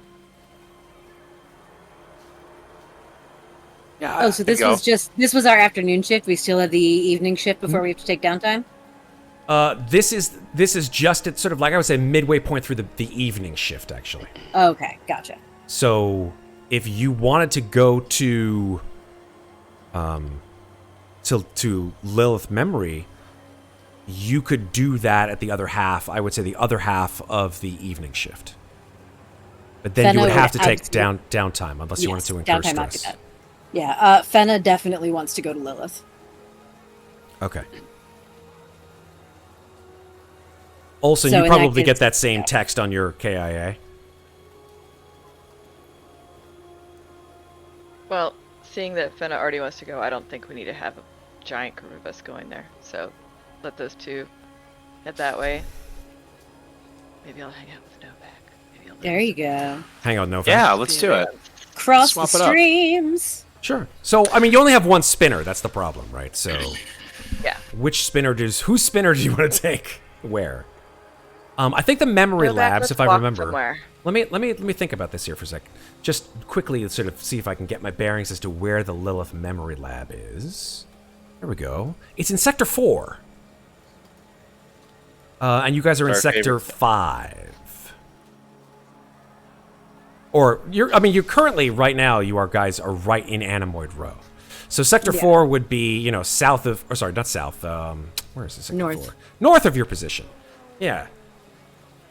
Wow. Where is it? South of Sector 4. Go for the observatory. No, I would say, yeah, it's probably like somewhere between Tyrell and Wallace Corporation. Okay. So you'd have to take a spinner there. So who's going to Yeah. go? I would say, how about this? Everyone but Percival would all meet up in Anemoid Row, right on the street of Anemoid Row, yeah? Mm-hmm. And then there's, of course, your spinner. The spinner seats 2. So if you want to go to the Lilith Memory Lab, Percival would take the spinner there directly. And then another person could take the spinner there and come back. That's up to you. I don't know. Could take a cab. Sure, you could take a cab. It would just take a little longer, that's all. But can I pick her up on the way? Yeah, you just have to wait. So the three of you guys would hang out and wait for Percival to show up in Anemoid Row. Does that make sense? That would be a good time to catch up, catch Oelsen up on the Crossnotes. things. Also, catch everyone up on the stuff that I haven't uploaded. Yep, that's totally fair. Right. Essentially, my conversation with Scumbag Skylar that Leia is the one who shot Sandor. And right now, to Fenna, it's really just looking like he was in the wrong place at the wrong time. Like he just got pulled into something that had nothing to do with him. I mentioned going through his KIA, nothing not uploaded, everything really on the level, and lots of notes about Leia acting erratically, crying at strange times, and disappearing while on the clock. Sure. Does the other group want to check out the Hollywood sign? Wasn't that one of our leads? Yeah, we could do that. Or look into Leah's potential daughter, but that might just be... I don't know. I feel like that's the memory cord thing, yeah. Also, Yeah, you're talking amongst each other. You guys are in the rain. You're talking to each other in your KIAs.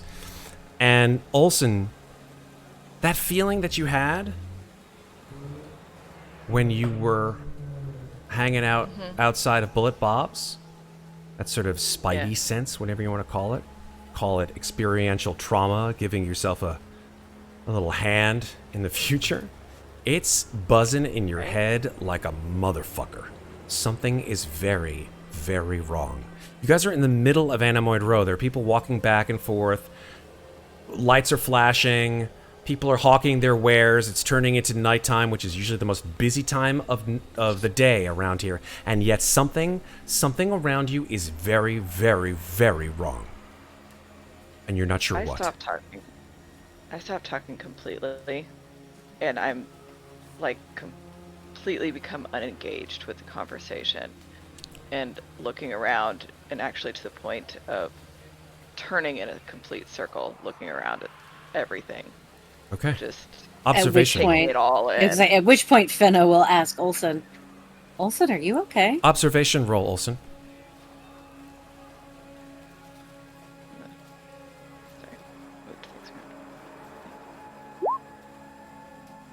Out of the corner of your eye, as you look around to the northeast, where the Metro cab seating area is, waiting for people who are waiting for Metro cab, you spot a figure in a dark hooded jacket. Can't see their face, but you see that they're pointing something long and shiny in your direction. I immediately grab their collars and yank and just drop Okay, to the ground. so I want you all to make, individually, I would like every single one of you to please make a mobility roll. Oof. Actually pretty good. Oelsen, No, not at all. you fail. Willem, you get a success. Fenna, you get a success. Oelsen, do you want to push that mobility roll?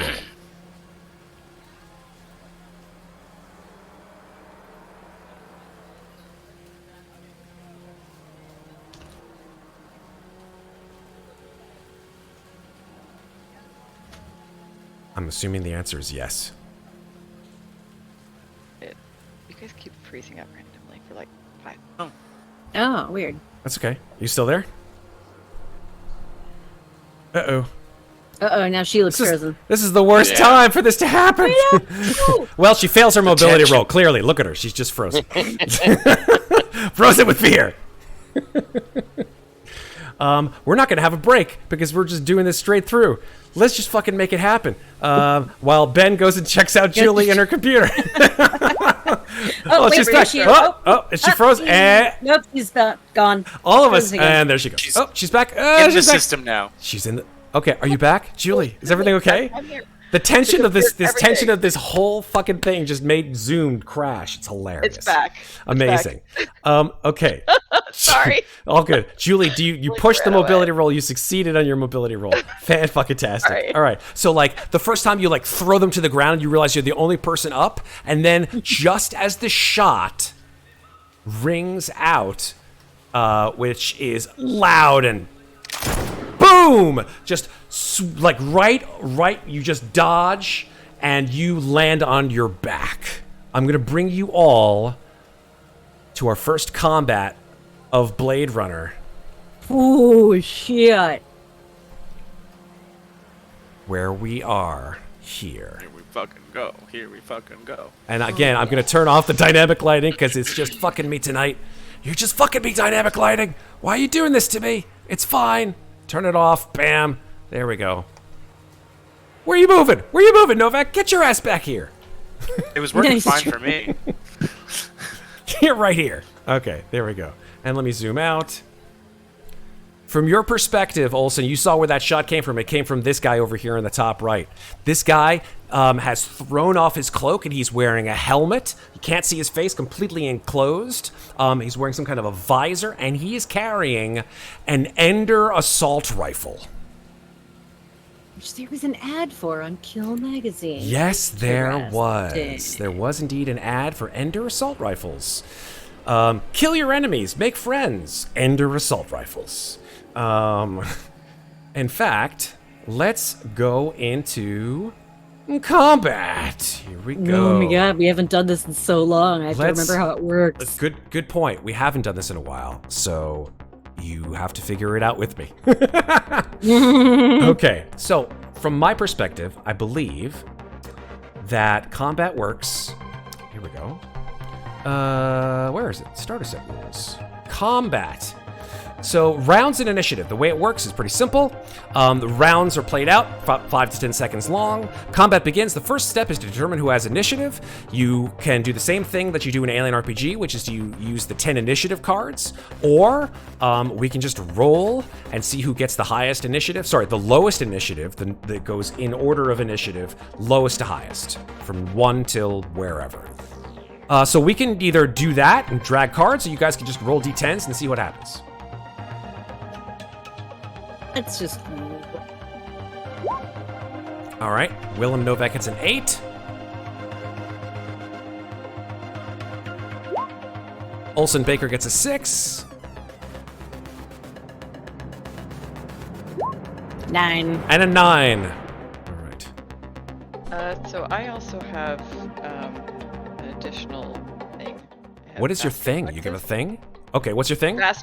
Fast reflexes. Fast reflexes. What does that do? You get to draw an additional initiative card at the start of combat. Choose the card you want to use. Okay, so you can roll it again, and hopefully you get better than a 6.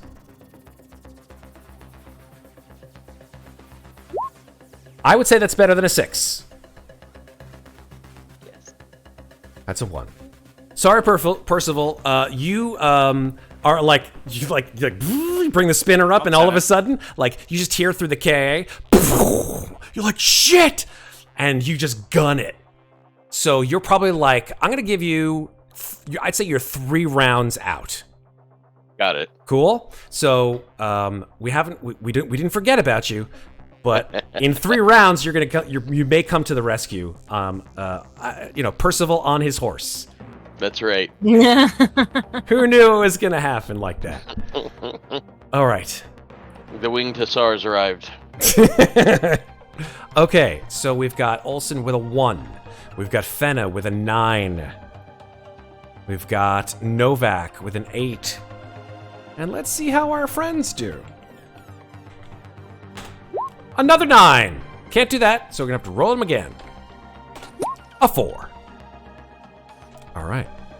So we're gonna go ascending order. Baker, you've dropped your friends to the ground after one of these masked figures taking a shot at you. What do you want to do? First thing I'm going to do is, well, as we've said, I'm on my back now, so That's fair. I'm gonna make myself not prone Okay. and draw my weapon, and I don't know how many things that I can do here. So yeah, And on your turn. basically- Go ahead. Sorry. No, you first. Apologies. And yeah, unprone, but probably in a kneeling position. Mm-hmm. So I have more cover, smaller space, and then I'm going to take visual of the entire area, see if there's any other miscellaneous things going on. Is this guy by himself? Is he not?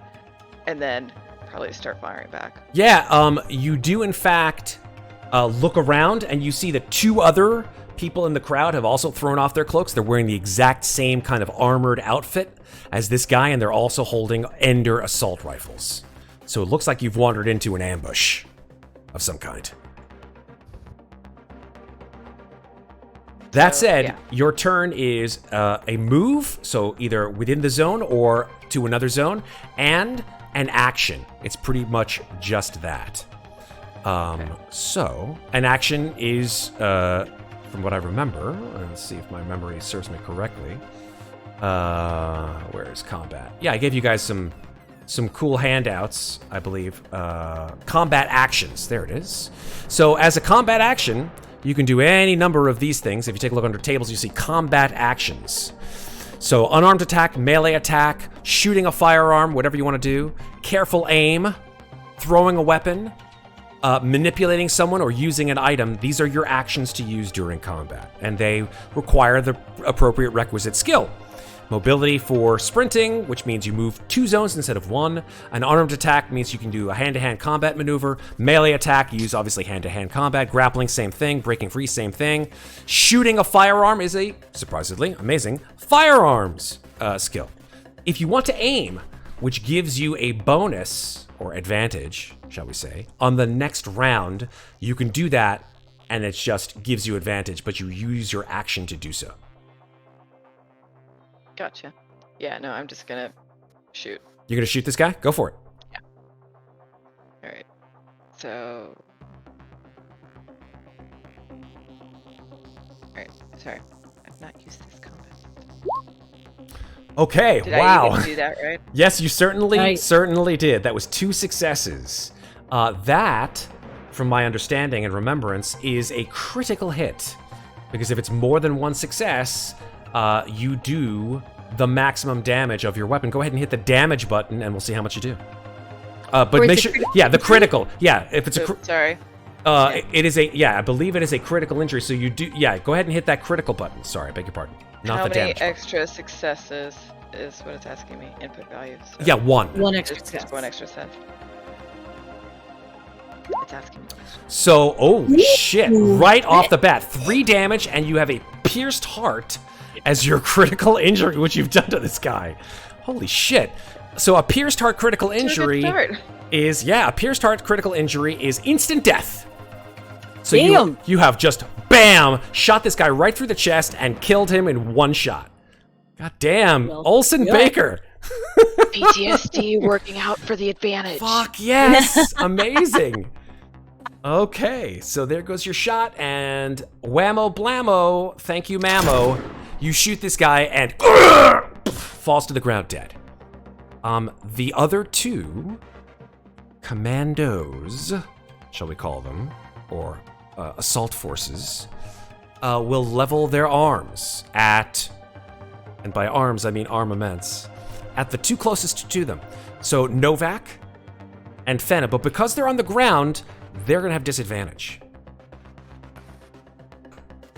Here we go.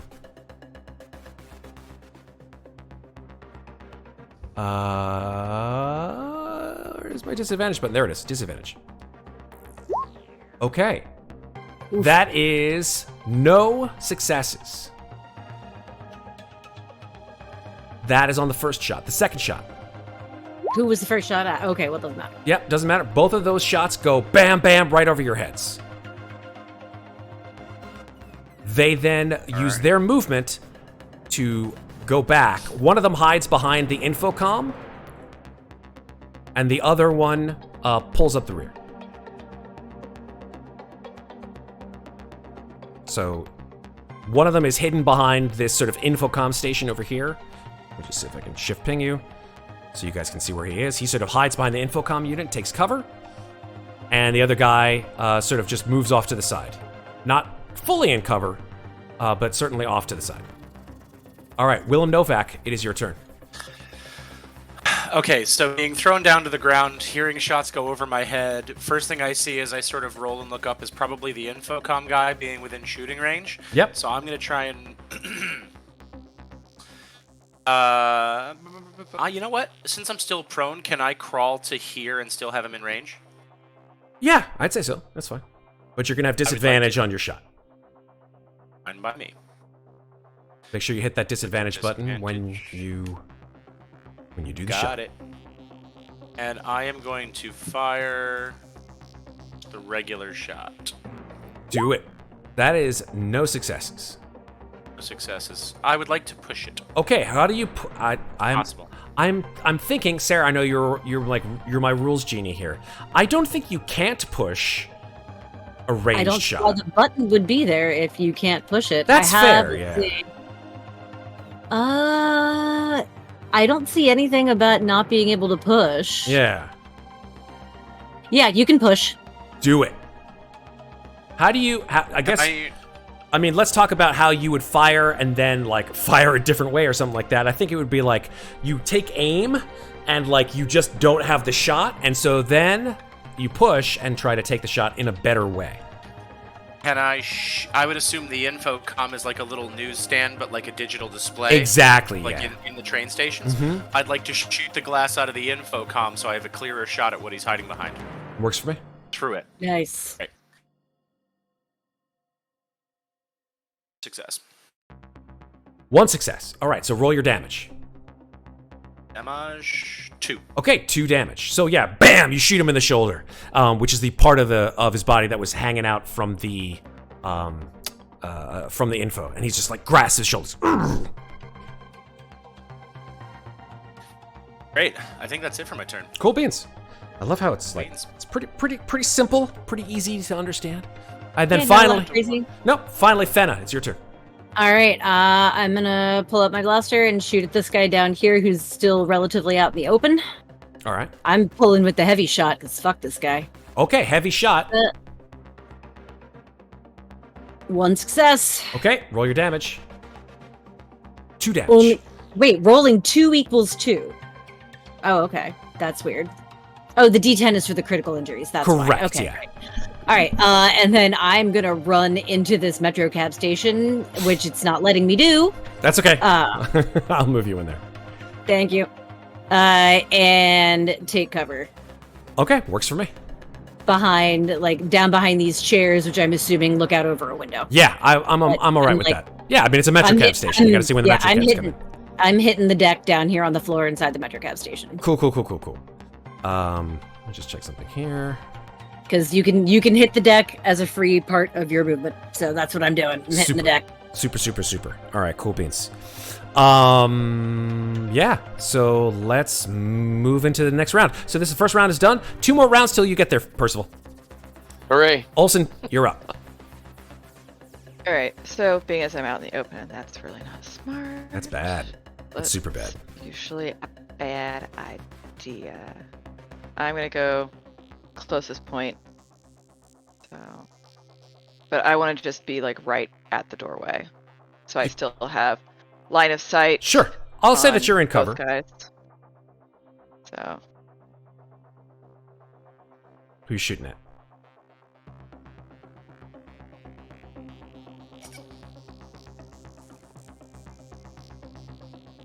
Who are you gonna shoot at? That guy down there? yeah. All right, let me zoom Oh, in. look at you with the crits again. Jesus! What is the deal? I know who Badass. I know who I want my side in a firefight. Shit. Right? All right, roll that critical.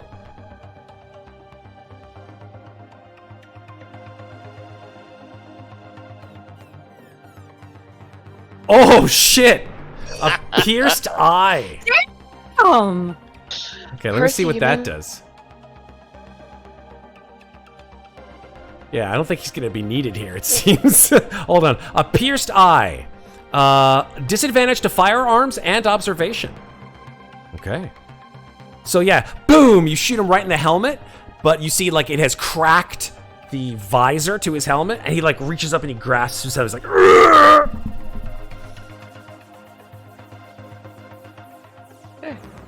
So Well, that's he's- move in action. Yeah, moving in action. All right, works for me. All right, so this guy who has the pierced eye, he's gonna go for broke. He's going to run over here, which is just on the other side of what's a place called the Clam Hut. I mean, of all places, right? Yeah, and he's got a bead on you, Oelsen, so he's going to shoot you with his rifle. And he's got disadvantage. That's 1 success. That's 2 damage. Yikes. Now, from what I remember, once you take damage, you take physical damage. You don't take anything else. You don't take stress or resolve damage. You just take physical damage. Yeah, not in this game. Nope, that's correct. So you drop down to 4 health. So just the health. That's right. Fantastic.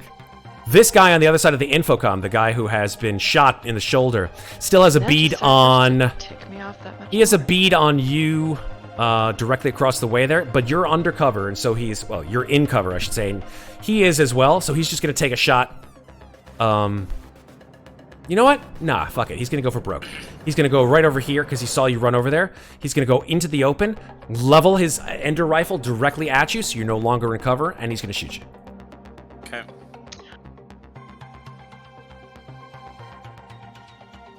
One success. 2 damage. Okay. Right. Bam, bam, bam. Down. You feel this thing rock you back.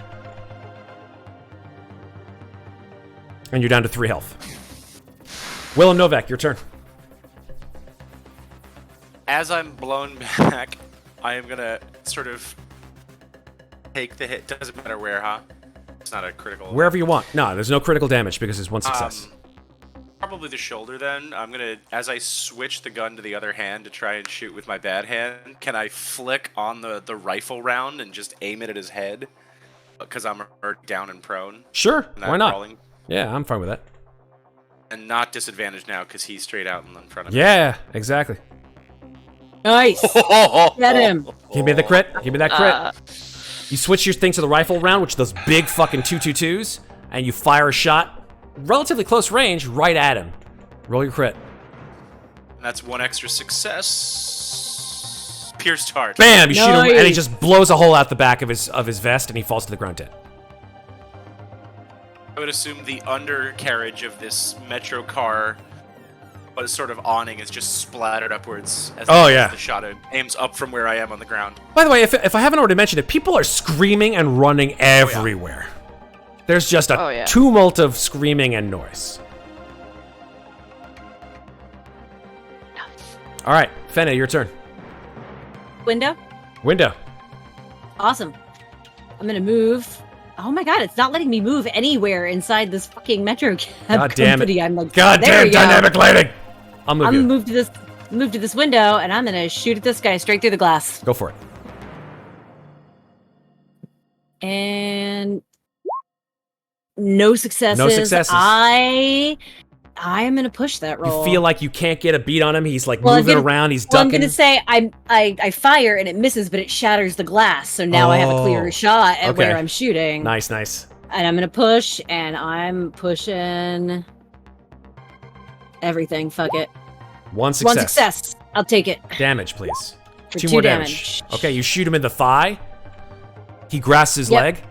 He's like, and you see he's on the intercom. He's like calling out. He's like, we're in trouble here. We're in trouble. Call for more. Call for more. I'm gonna duck back out of that window, and if you would move me, please, I'm gonna move back up over here. Or over there. Like, if I can get myself there. Yeah, let's back up now to this, where I've got solid wall behind me. And is it a free action to call for backup with my KIA? You calling for backup costs a promotion point, I believe. Let me double check on No, that. it doesn't. It's free. No way, really? If the crime is in progress. Oh, that's right. It's free. Nice, nice, nice. All right, so you call dispatch. You like, I'm just gonna boop, boop, boop, boop, boop. You call dispatch. RDU officers under fire, Anemoid Row. 2 down, 1 remaining. So please send backup. You know dispatch. Dispatch, by the way, is I believe is a Jolie. Am I right? Am I pronouncing that right? A Jolie unit. I don't. A joy unit. It's unit. the same. If you've seen Blade Runner 2049, it's Ana de Armas's character, right? She's a hologram. Gotcha. Yeah. So that's what dispatch is. Dispatch actually kind of looks like this. Actually, here, let me show you what dispatch looks like. That's dispatch. Gotcha. And so, like, you get on the line with dispatch, and you hear like this very sonorous, very calm voice. Hello, LIPD dispatch. How can I help you? And I say, 3 RDU officers taking heavy fire in Anemoid Row. Definitely possibility for civilian casualties. 2 down, 1 remaining. Please send backup. We understand that you are in dire difficulties, and we are more than happy to supply you with the appropriate amount of backup. Please specify the nature of the emergency that you are in. We are being shot at. Understood. Help is on the way. And then dispatch just cuts off. And it just kind of grumbles to herself. Just, I hate that fucking thing. And end of turn. Okay, cool. We are in round 2. Actually, we are in round 3 now. 3, yeah. Yeah, round 3. This is now round 3. So at the end of round 3, Percival will come in to save the day, hopefully. Oelsen, it is your turn. All right. Well, 1 bad guy left. It looks like I've got a clear line of sight because the guy who's in between is now splattered into nothing in between on the ground. So I'm not even gonna move. I'm just gonna shoot. Okay. Oh, damn! What the hell? How many 12s? It's a lot. It's a lot. That's a lot of 12s, man. I'm impressed with your dice. Yeah, They like you. The dice gods are very happy with you tonight, Julie. Roll your crit. punctured lung. Punctured lung. Oh my god. So let's deal with that. Through the eye into lung. Yeah. He's probably got the shot through. Disadvantage to stamina and mobility rolls. Okay. So bam, you shoot him, he's like you hear him just wheezing, but he's not dead. Well, Damn, this guy's tough. Can I take another shot? Yeah. What you do hear, Oelsen, is the sound of as you like aim out the metro cab, you hear the sounds of a spinner flying overhead. And it stops. You see, it's an unmarked black spinner. It's not an LAPD. It's not an LAPD spinner. It is not a. It is definitely not Percival. It is unmarked. It is like just completely jet black. And it's going to, like, it aims. It's the front of it down at the metro cab. Oh shit. The metro cab. Enclosure that the two of you are in.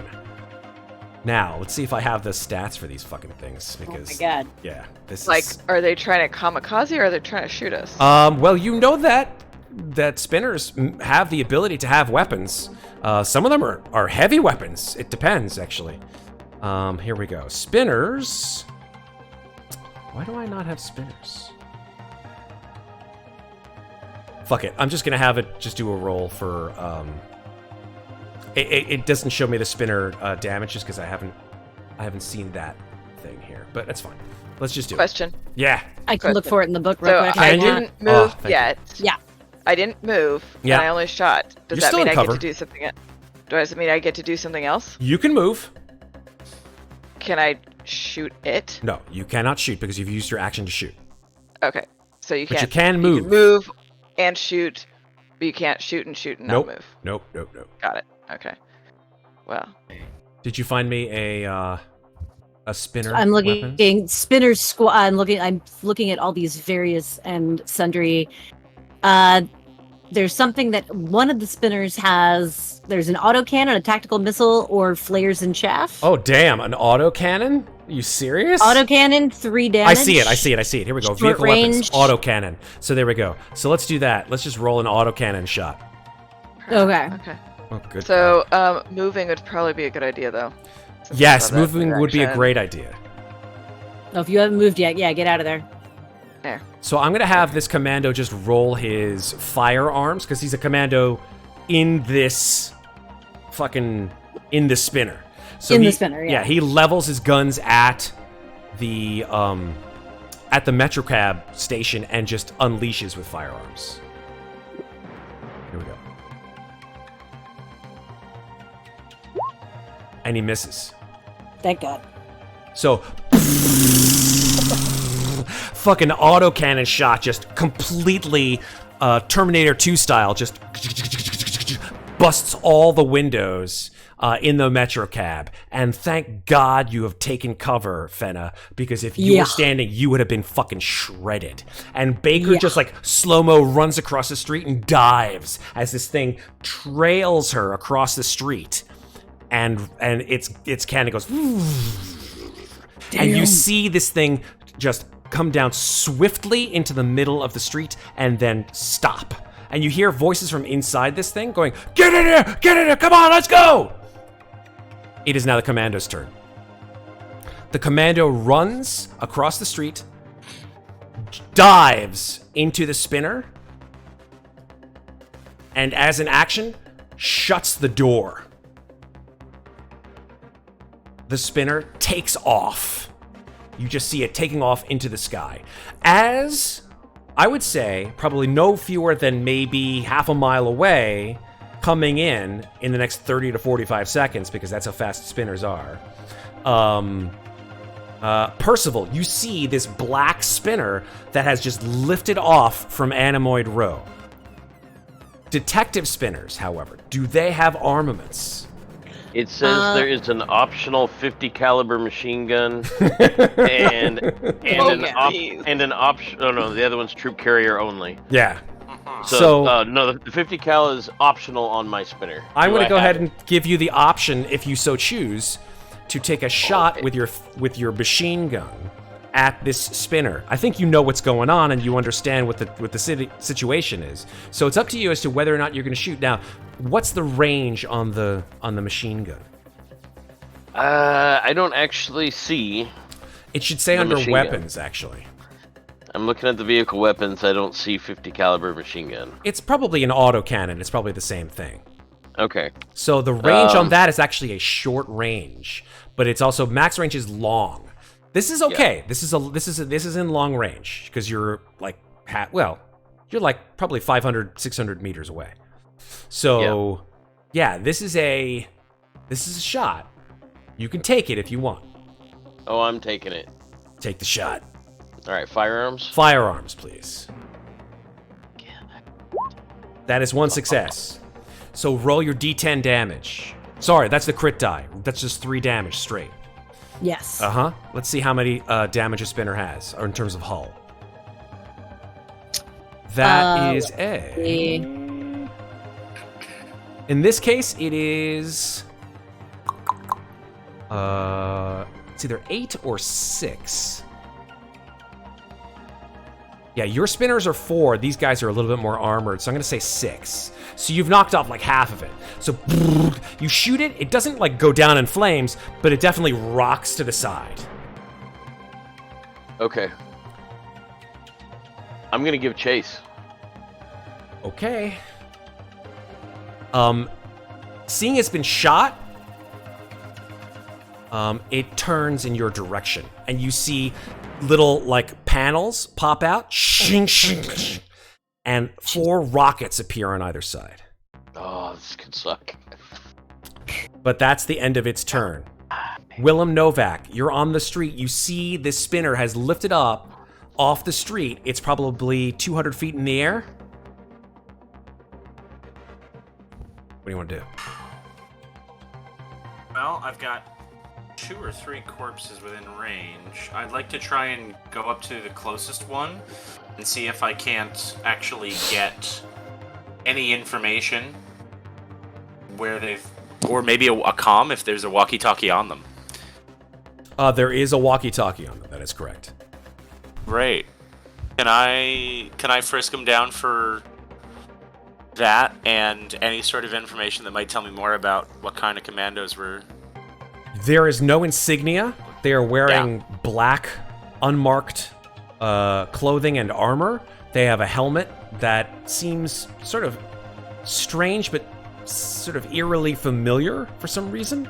And they are carrying Ender assault rifles. Can I think on that eerily familiar and figure out where I might recognize them from?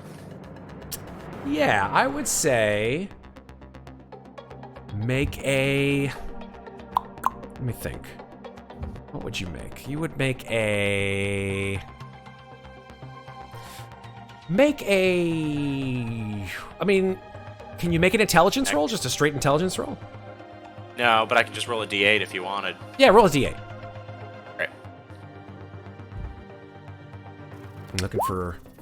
Hey! That's an 8. That's an 8. So yeah, you recognize this hardware and this armor as eerily similar to those worn by the forces of, or I should say, I wouldn't say the forces, but certainly the personal bodyguards and or retinue of Eldon Tyrell. Okay. I am going to wave the walkie-talkie at Fenna, and I'm going to say, Oelsen, you okay? You only would know this, of course, Novak, having been there all those years ago. Oh, that. That. That's the only reason that you know, and no one else does.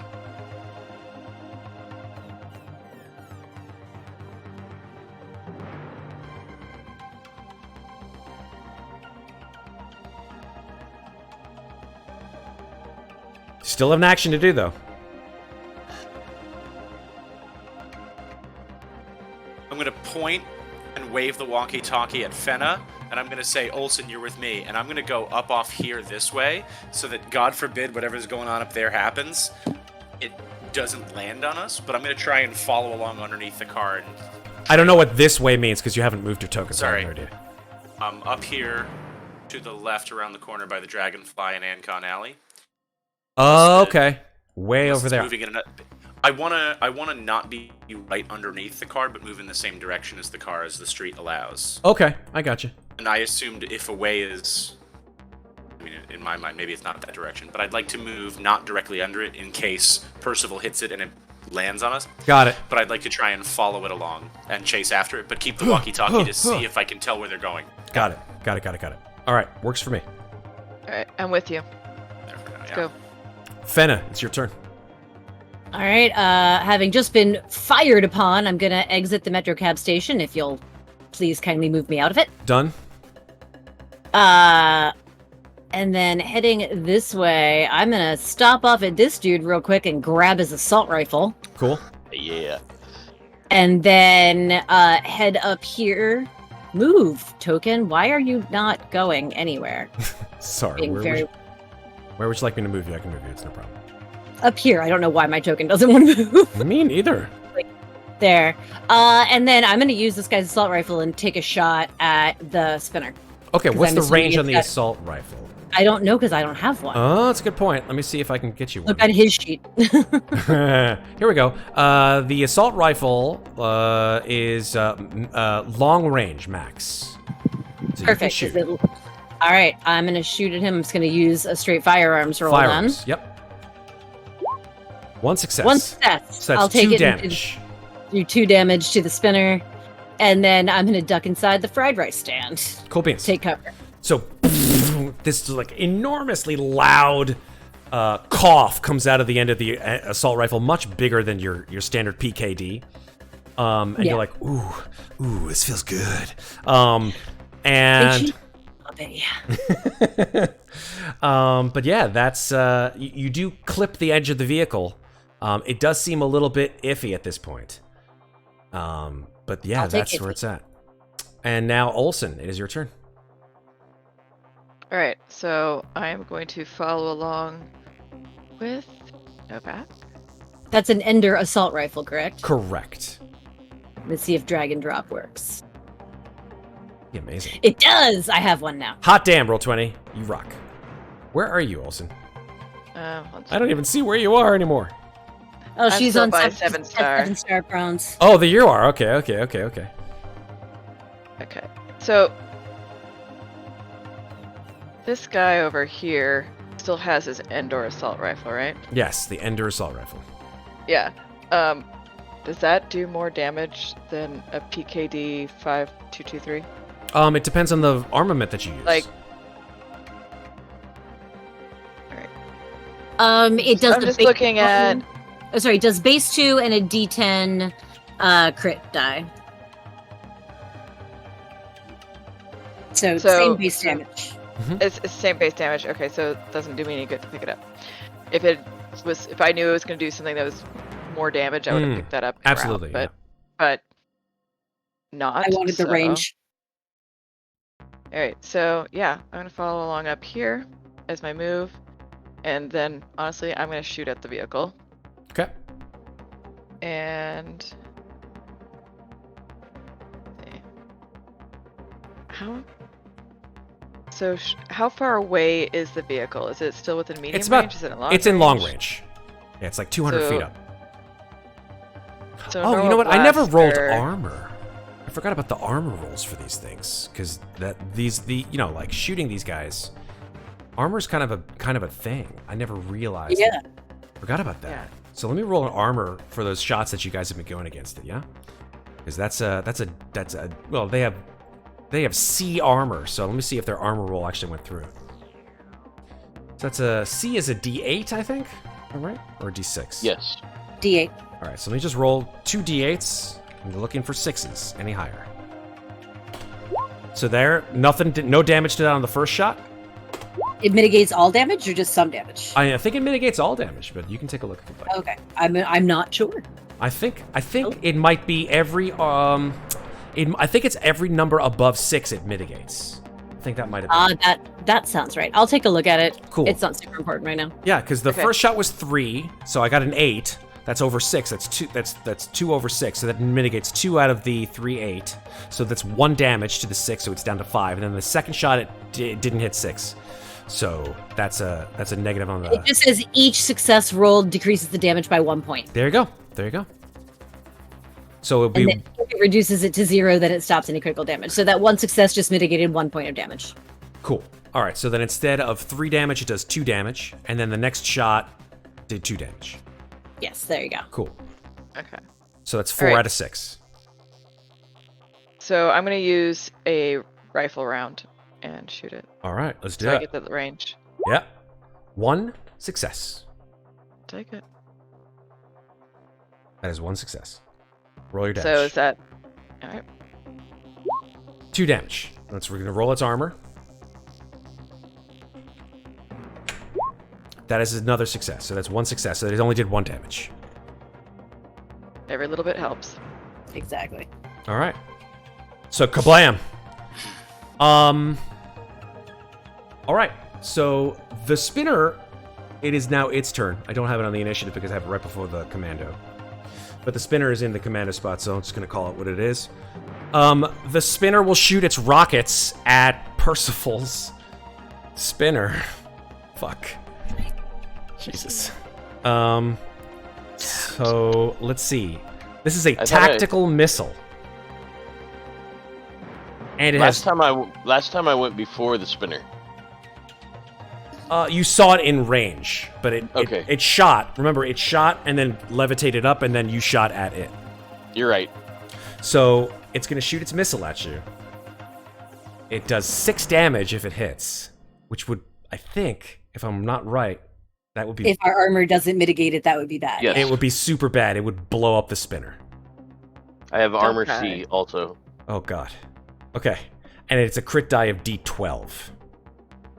And it also does blast power B in addition to direct damage, too. Holy shit. Okay. Don't die. Roll Okay. well, please. Good thing we're stopping at 1, right, folks? Oh, boy. All right, here we go. Might be a more dramatic stop than originally planned. This is true. Here we go. This is with a normal attack. Firearms. Incoming. Oh, no. Oh, Shit bucket. Oh, no. That's a critical hit. Bail out. Bail yeah. out. Oh, Jump. God.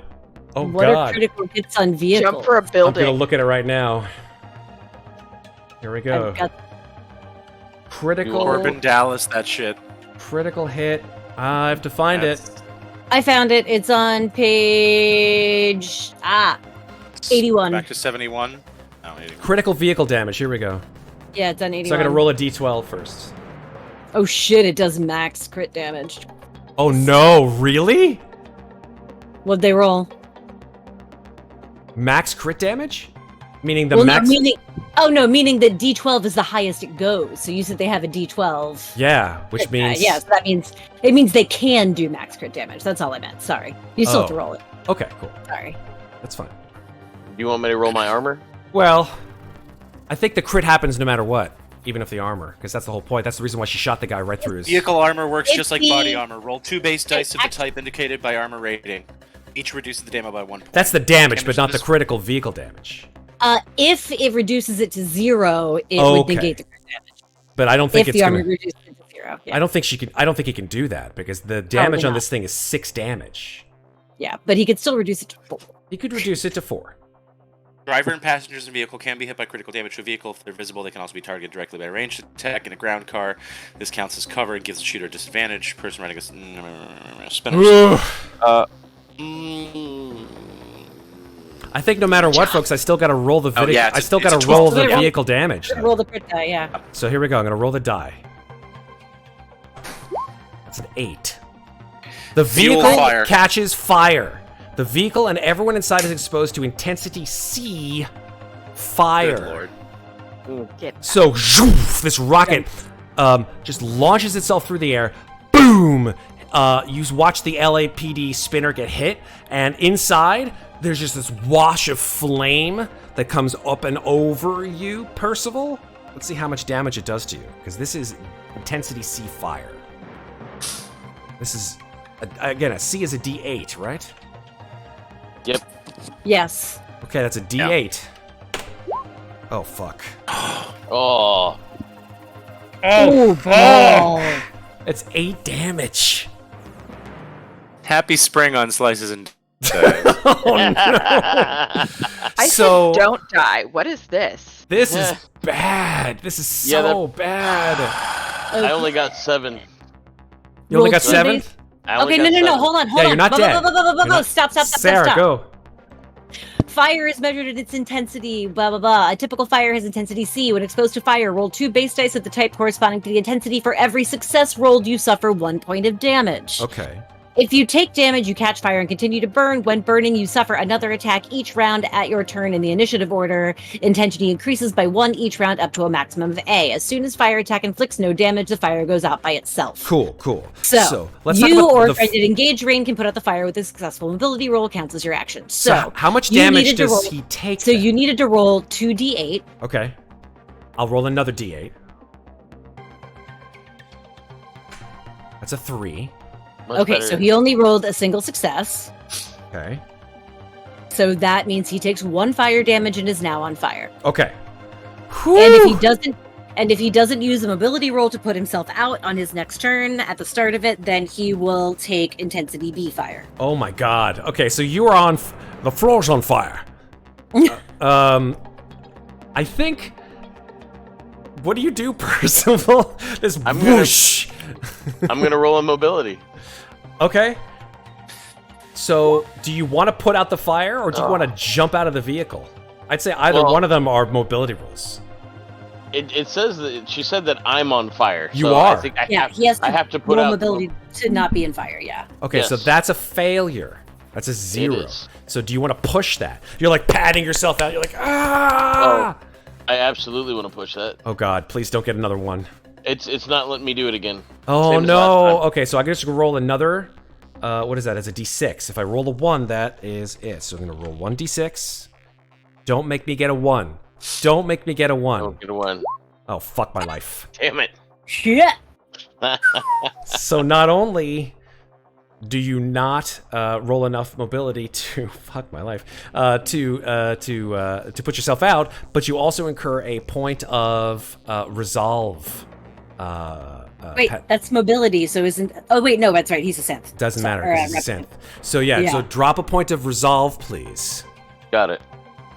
And you're still on fire.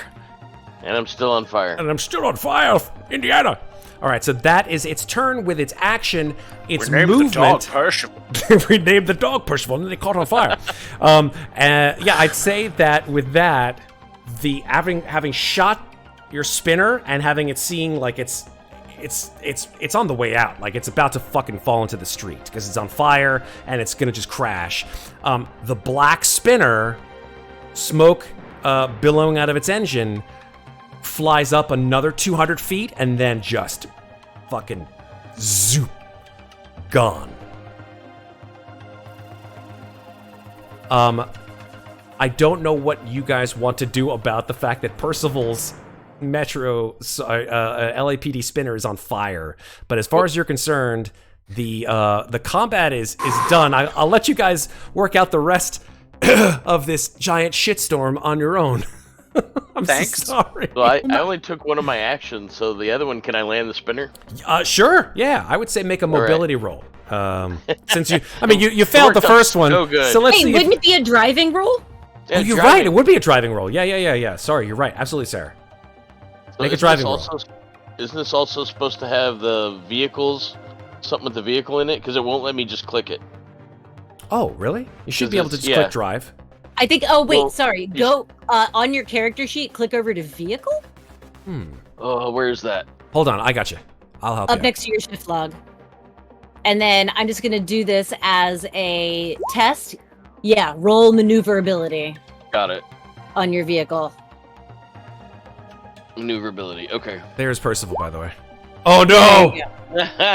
God damn it! Push So- that. Push that. Okay, so you're like, you see the spinner is just aiming straight for the street. People are Yeah, just you got- diving out of the way. You got to roll it. It still won't let me do it. Motherfuck! All right, one more time. Let's see if it's gonna work. Nope, type error. I'm gonna have to roll that.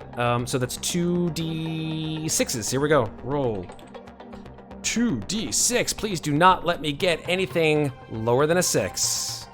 Wait, is Wait, that my right? the maneuverability should be a D10 on this if we have the same A spinner. d6 and a d6. That's his maneuverability. That's what weird it because said. mine is yours is a B, yours is a D, mine's a B. Weird. Well, is that your ability? Is that your No, my drive? my I maneuverability. think it's based on mobility. No, I think You it's know based what? on Oh, individual agility or mobility. Let me The check. maneuver. Why does it say? Oh, C? driving. It's a separate skill. Yeah, no, No, no. my driving is a D and it rolled for that, but my maneuverability on my vehicle on the vehicle page is a B. Oh no, on this one, on mine, it says C, but it's still a D6 for some reason, and it No. should be a Hmm. D8. So Weird.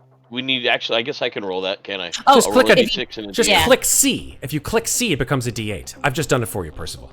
Yeah, Okay. I had that Okay, there happen you go. on one of my Got random it. skills that had I the will wrong. I will negate your maneuverability roll. Go for it and do it again. All right. Let's try that again. Still no successes. Nope. And it probably still won't let me push. Nope. Okay. I'll roll it. All right. D6 and D8. Do I only get one of them, or do I get both? You get both if you want to push both. It's up to you. Yeah, I want to push both. There's the 8. There's the 6. Neither one of Damn them. Neither one of them. God damn I it. will say that our Well- backup should be showing up sometime soon at this point. I did I think that's Hopefully fair. it's the fire truck. Yeah, I think so. So the spinner just crashes into the street. Let me see if I can find crashing damage here, because I think there is, in fact, that when it comes to vehicle combat. You can Hey, I ram. was wearing my seatbelt. I'm sure you were.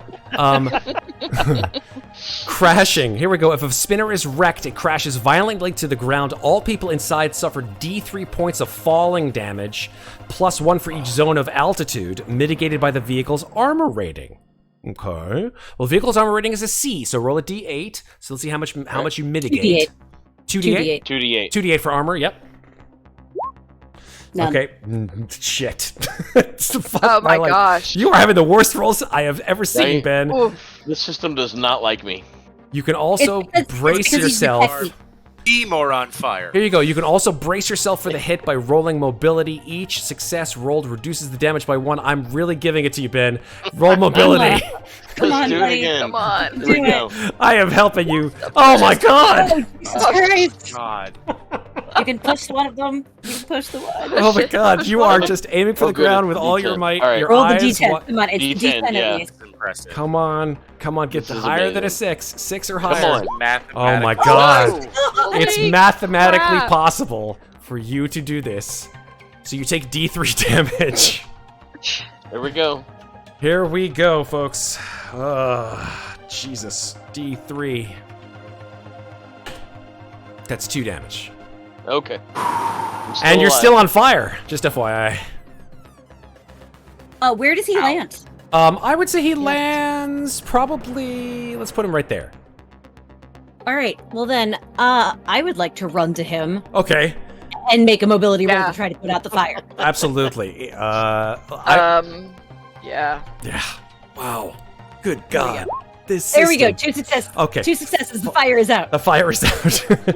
He's all melted and shit. Stop, drop, and yank- roll. Yeah. I yank him out of the vehicle and just like roll him across the ground to put the fire out and get him away from the burning spinner. Yeah, you hear like alarms like going off inside the spinner. Spinners are flying by in droves now. You see the red and blue of your of the other LAPD spinners that have come in for backup finally. And I think as the smoke clears, we see Percival is he's a mess. How much health you got there, I Percival? got 4 left. 4? 4 left. How much health did you start with, dude? 7. Yeah, where replicants have higher health. Yeah, Damn. he was All tough right. as shit. He's just not very good at Nah, anything that's not technical. I'm with I you. am not that beefy. If there was a computer keyboard on that gun, I would have been destroying shit. Oh my god. I'm just glad that I didn't roll higher on my critical damage on that rocket. Good God. So I think like Percival, you have a chance to say something as like you are pulled out of the vehicle, which is just a flaming wreckage, and other cops are landing. You see them putting out the fire with these, flame retardant chemicals. Other cops are like putting up barriers to make sure that the crowds don't get too near to the crime scene. Yeah. What do you guys want to do? You're out of combat. Well, I kind of feel like we're going to have to make a report about what just happened. I think you're right. Unfortunately. Yeah, paperwork. I think that my Technical trip issues to ensued Lilith with has equipment. been postponed until tomorrow. I think that's okay. That's totally Yeah. fair. But it is worthwhile noting tomorrow No, we morning can't. is when We Leia gotta do it supposedly takes the moon bus out. Gotta be tonight. We gotta go do it. Yeah. So you might have to bite the bullet, figuratively speaking, and get your ass to Lilith if you choose to do so, and find out He's what gonna- the fuck is happening at the memory lab. Novak is gonna stroll on over to this body, drag it over next to where Percival is recovering, I would assume somewhat to the side of the car, and just throw what's left of the body in front of people and go, it's been a while, but I've seen this armor before. And I'm going to get lost in the memory for a second and think about that day. And I mean, how much does Novak remember, Matt? Was it head on? Was it? Yeah, I'd say it was head on. Yeah. So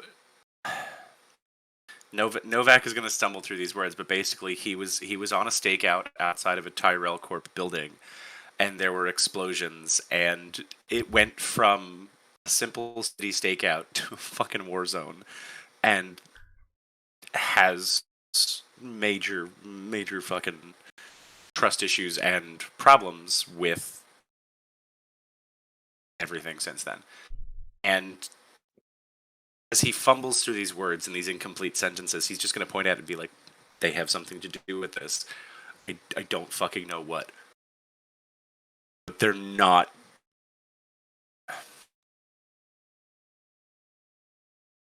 We're kicking down that door tonight. And he's going to look at the walkie-talkie and he's going to start fiddling with it until he hears any sort of chatter on the channel. And he's going to grab one of the assault rifles. I guess the other one, there's one left? Yeah. Let's see. There were 3 of them. One of them There's got 2 into left. the spinner. I took one. There should be Olsen 2. would have the other. There should only be No, 2. Olsen Olsen took Olsen one. did Fenna take took one. Okay, The then. third guy took his. So there should only be 2. No, I didn't take one because I Oh, you decided- didn't. So then, yes, there's another one. Yeah, so Novak could Okay. have it. That's fine. Novak's going to strap it on and then throw his coat back on over the strapped-on rifle. And is going to go, this is officially unofficial. This is bullshit. This is stupid. The answers are waiting in a building with people who claim to have no responsibility for this. And I don't give a shit anymore. So none of you have to. But I'm not No, I'm a satisfied I'm a little annoyed filing at the out a moment, report personally. So. and walking back in. Says the person who blew 2 guys right out the back of their chest with fucking critical hits. She just went boom and shot the next guy. Boom. Olsen is a monster. I'm really not in a great mood. So I'd say let's go visit my friend Bob and then head on over. Oh dear. She's like suiting up. She's like, guns. Lots of guns. Or I'm Or- assuming they patched me up a little bit, right? Or- That may take some time. Sorry, Fenna, go ahead. Pat him on the back and stand him up. we could try talking. I like to talk while I'm spinning the grenade around my finger by the pin. Nice. That's how I like to talk, like this. I got my finger through the little circle on the She- pin, and you just go she like looks- this, and you start She talking. looks from Novak to Olsen. She's like, well, you two are just fucking made for each other. Okay, look. We're going to go to Lilith. We're going to talk to Lilith Tyrell. We're going to find out what the fuck is going on. Before you blow anything up, okay?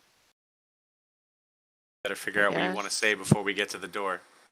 Yeah, Well, what he said. we got And some then I'm time on gonna- the drive. I'm gonna kneel down. Percival, are you okay? Percival stands up and says, "Let's go, but I'm not driving." I think that's a perfect place to end tonight. I think that is actually the perfect place to end for tonight's session.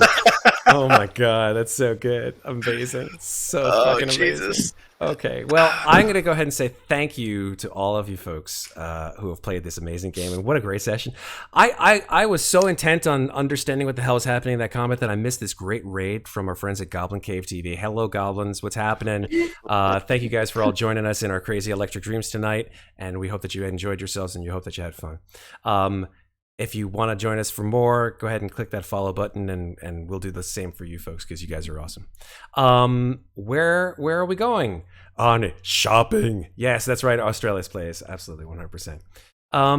Yeah. So let's all say good night because it's time to say good night, as they say in Sha Na Na. And yeah. So let's go around the horn. Let's start with let's start with Sarah. Sarah, where can people find you on the internet? I'm Sarah. You can find me on the internet at Lovely Llama on Instagram and on Reddit with 2 L's in Lovely. Poking around on our Discord, where sometimes I'm good about reading messages and sometimes I'm not. Here on Slices and Dices, most Fridays, some Thursdays, some Sundays, and alternating Thursdays over on Mates of Fate with Songs of Creation. Awesome. Let's go to the gun mistress, the one who blew people away multiple times tonight. That's Julie. Where can people find you on the internet? Mostly just hanging out on Discord, and I'm Dritzed on Discord, so my alter ego is a dark elf of epic proportions. So yeah, so reach out there. I like to chat. Hot. Very nice. Okay, Patrick, you're up. Where can people find you on the internet? Yeah, as always, you can find any of my theatrical and D&D pursuits at Pat Marin on Instagram or patrickmarin.com. If you're more interested in the alchemy side of what I do, my whiskey tastings and information about my bartending services can be found at the Bar Rover on Instagram or barrover.com. And last but not least, Ben, I've never seen you prouder of your wife. Yeah. Honestly, I really like you just had this. You're just like, that's my wife. Where can people find you on the internet? I'm Ironhead454 on Discord. You can always find me in the Slices and Dices chat saying something stupid. And you can find me the same name on TikTok, making dumb videos and making fun of my kids and fun things like that. I'm not the only person who does that. Yay! This is the way. This is the way. This is the way. Amazing. Slices and Dices, you should put a crosshair in the middle of the O in Oelsen's name. Oh, I like that. That's good. Just like, do. Hell yeah. Hey, what else can I say? Other than you've been watching a program from the Slices and Dices Network. No, we've had so much fun here playing Electric Dreams, our third session of Blade Runner, the role-playing game. Session 4 coming sometime, probably early May-ish. We don't know. We'll see how things work out with the schedules, and I think that will be the last session, folks. The last session of Electric Dreams. I'm saying a maybe because you guys got through a lot of stuff. A lot of investigation. You guys were CSIing the shit out of this. You guys have come to the sort of penultimate realization of what has happened to Leia and what you need to stop? Her? Who knows? But before we get to that place, more stories to be told. Hey, folks, if you want to learn more about Slices and Dices, you can check us out here on Twitch every Thursday, Friday, and sometimes Sundays, or on our YouTube channel. Once again, click like, subscribe, and the bell icon to learn more, and just come into our Discord. Let me go ahead and see if I can do the Discord command, and hopefully it'll fucking work. Boom, there we go. Go ahead and join us on Discord. We love to talk to people, because that's how I get to talk and get all these fucking people into games. Honestly, if you're cool and you like games and it works out, then hey, you get to be in games or run games eventually. It's up to you. You guys do what you want. I just help to move things around and hopefully get some sleep, because that's all we really need. It's 1:12 in the morning. God, yes. So without further ado, I'll say goodnight to you all. Thank you very much for coming by, and remember, folks, take care of each other, but don't forget to take care of yourselves. We love you. Have a great night.